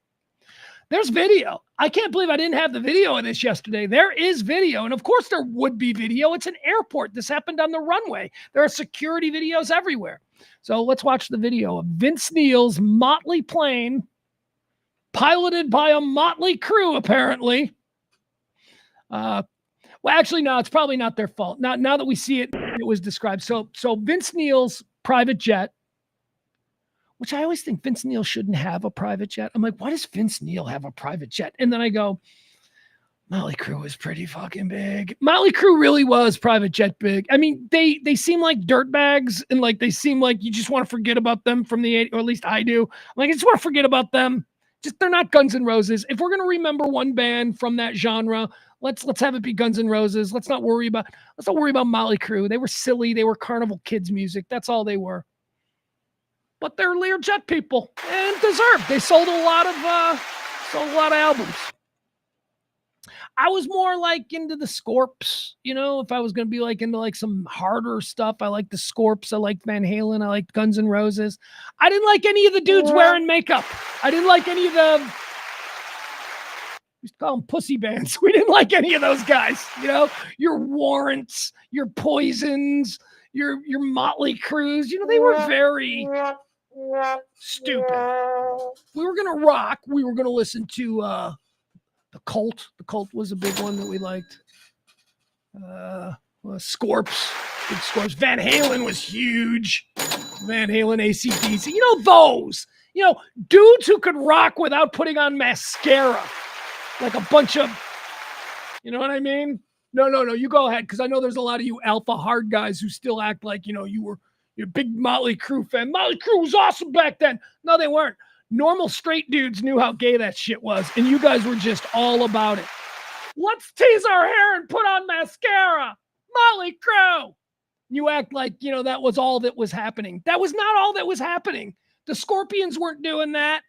Van Halen wasn't doing that. AC/DC wasn't doing that. You guys just liked a bunch of femmy weird bands. No, but we're going to kick your ass because we're Motley Crue. Hold on, let me apply my lipstick first. Yeah, dudes shouldn't be wearing makeup, because I know Jeff Ballard is a big fan of dudes wearing makeup. Just like, I don't got a problem with it. I'm like, I do. I'm tired of the feminization of our boys, okay? Makeup. Dudes do not wear makeup. Let's not start this. Let's not have this be a thing. It was a thing back in the French days and, back in the powdered wig era. We're not bringing it back, people. Okay? Stop defending Motley Crue. Point is this. Motley Crue had enough success where they got their own airplanes, a private jet. This is Vince Neil's private jet landing at Scottsdale Airport. All right, so you see that. That's the first frame. You see the landing gear collapses, okay? Right there. The landing gear has just collapsed, and now it's careening out of control. All right, so now, this is like the second frame, right? So we came out of the first frame, and now it's entering this frame. You can see this plane here. This is the plane that it collides with. The landing gear has collapsed on Vince Neil's Motley Crue plane. So let's see what happens here.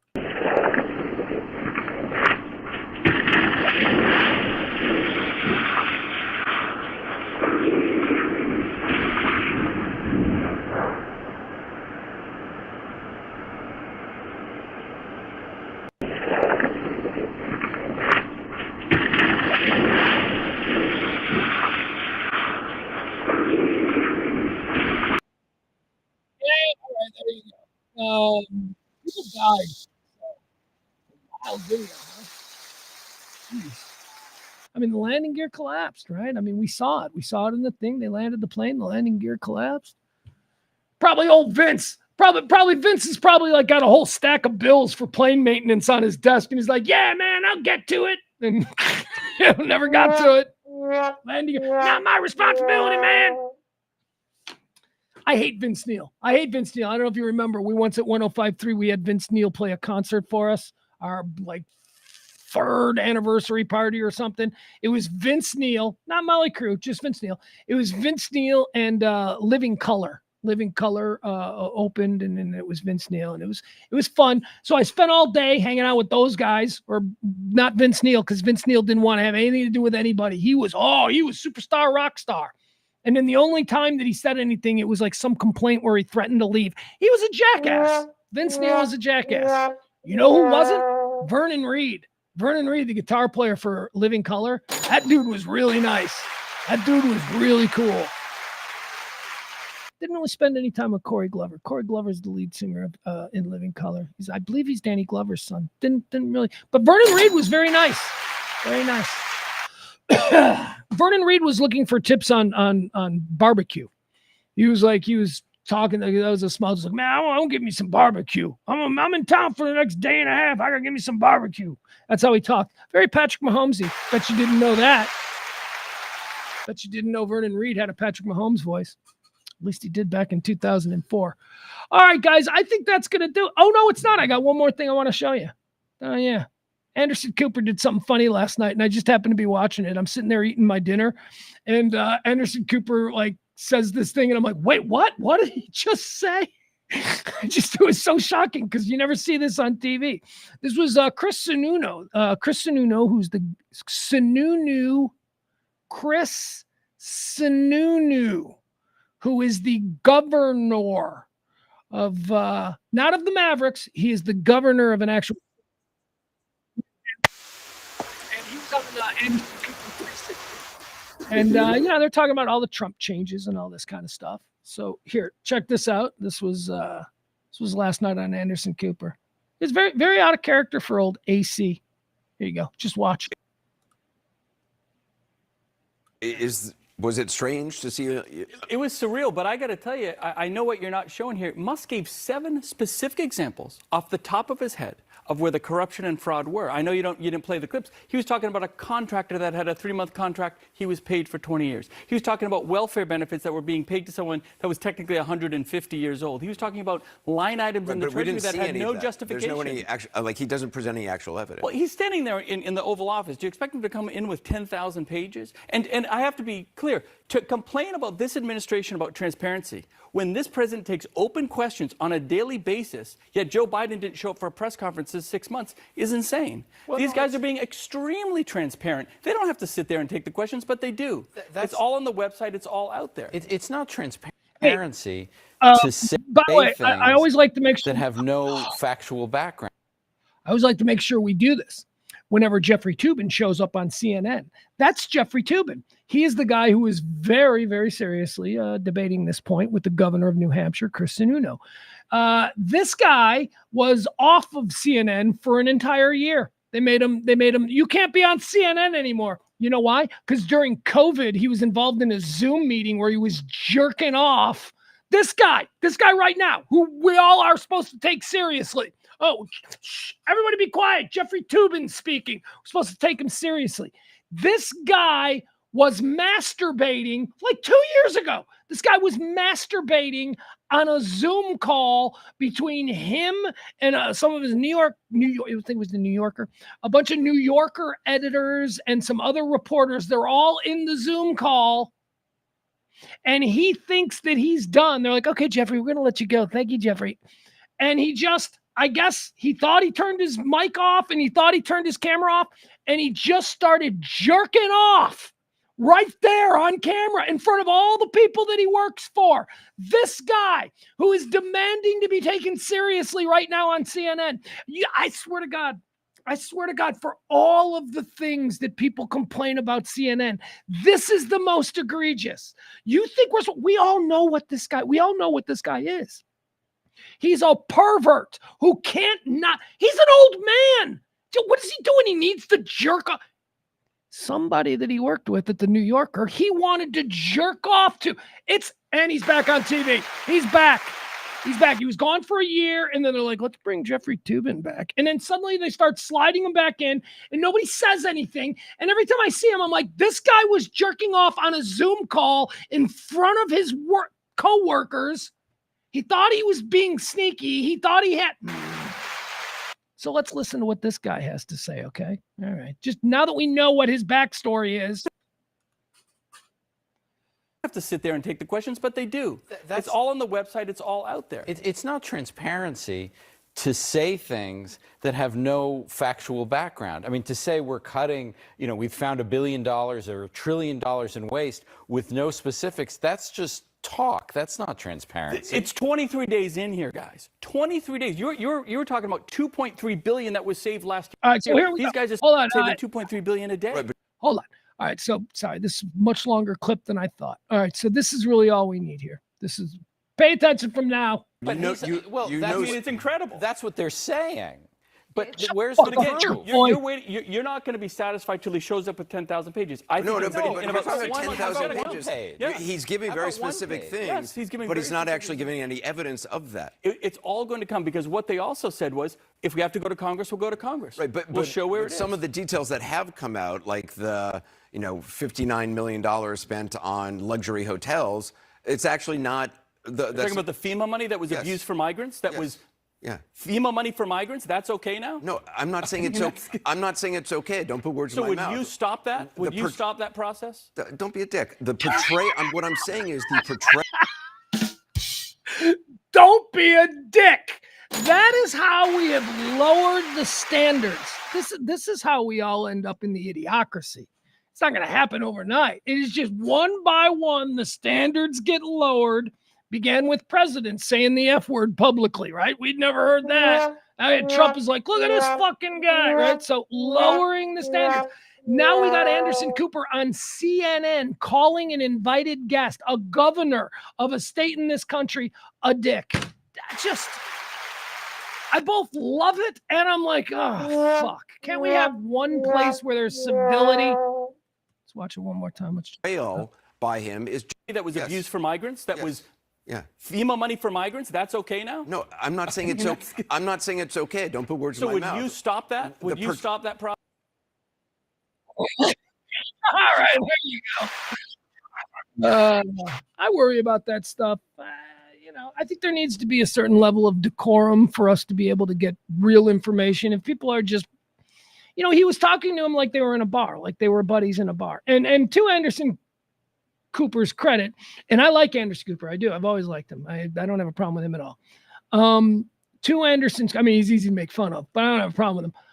To Anderson Cooper's credit, he did at the end of that segment. He said, look, I just want to stop. Hey, man, I'm sorry. He apologized. He's like, I was rude to you.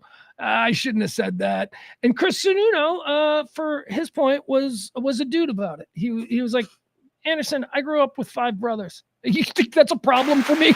You called me a dick? Anyway, very interesting last night on CNN. Very interesting. Anderson Cooper just lowering the standards again. See, now it's being normalized. Now it's totally normal to hear a guy on TV call someone a dick or whatever. We're used to seeing that on YouTube. We're used to seeing that but not on CNN. Yeah. Anyway, here we are. Yeah, here we are. Barney says it's better to appoint a blue ribbon commission to spend $8 billion and 3 years to write a report, and then nothing happens. I don't know what that's. I don't know what that's in context to. I don't know, Barney. I love you, pal, but I have no idea what you're talking about. All right, let's get out of here. How about that eagle? That eagle's pretty cool, isn't it? I saw that this morning. I'm like, oh, I got a new backdrop. Yeah, I got a cool ass eagle and flag. All right. Tip the show if you can, guys. We have no money. You crust the bread tonight. This is how we run. You tip me like I'm your bartender. You tip me like I'm your your valet driver, whatever it is. Drop a little something. I'll leave it up there. It's been up there all day. Yeah, you're not going to tip. I know. I get it. That's all right. That's all right. It's all right. I know. I get it. We'll be back tomorrow. We'll do this again tomorrow at noon. More, more of what we do every day for like 3 years now. I love you guys, and I got to go. That's it.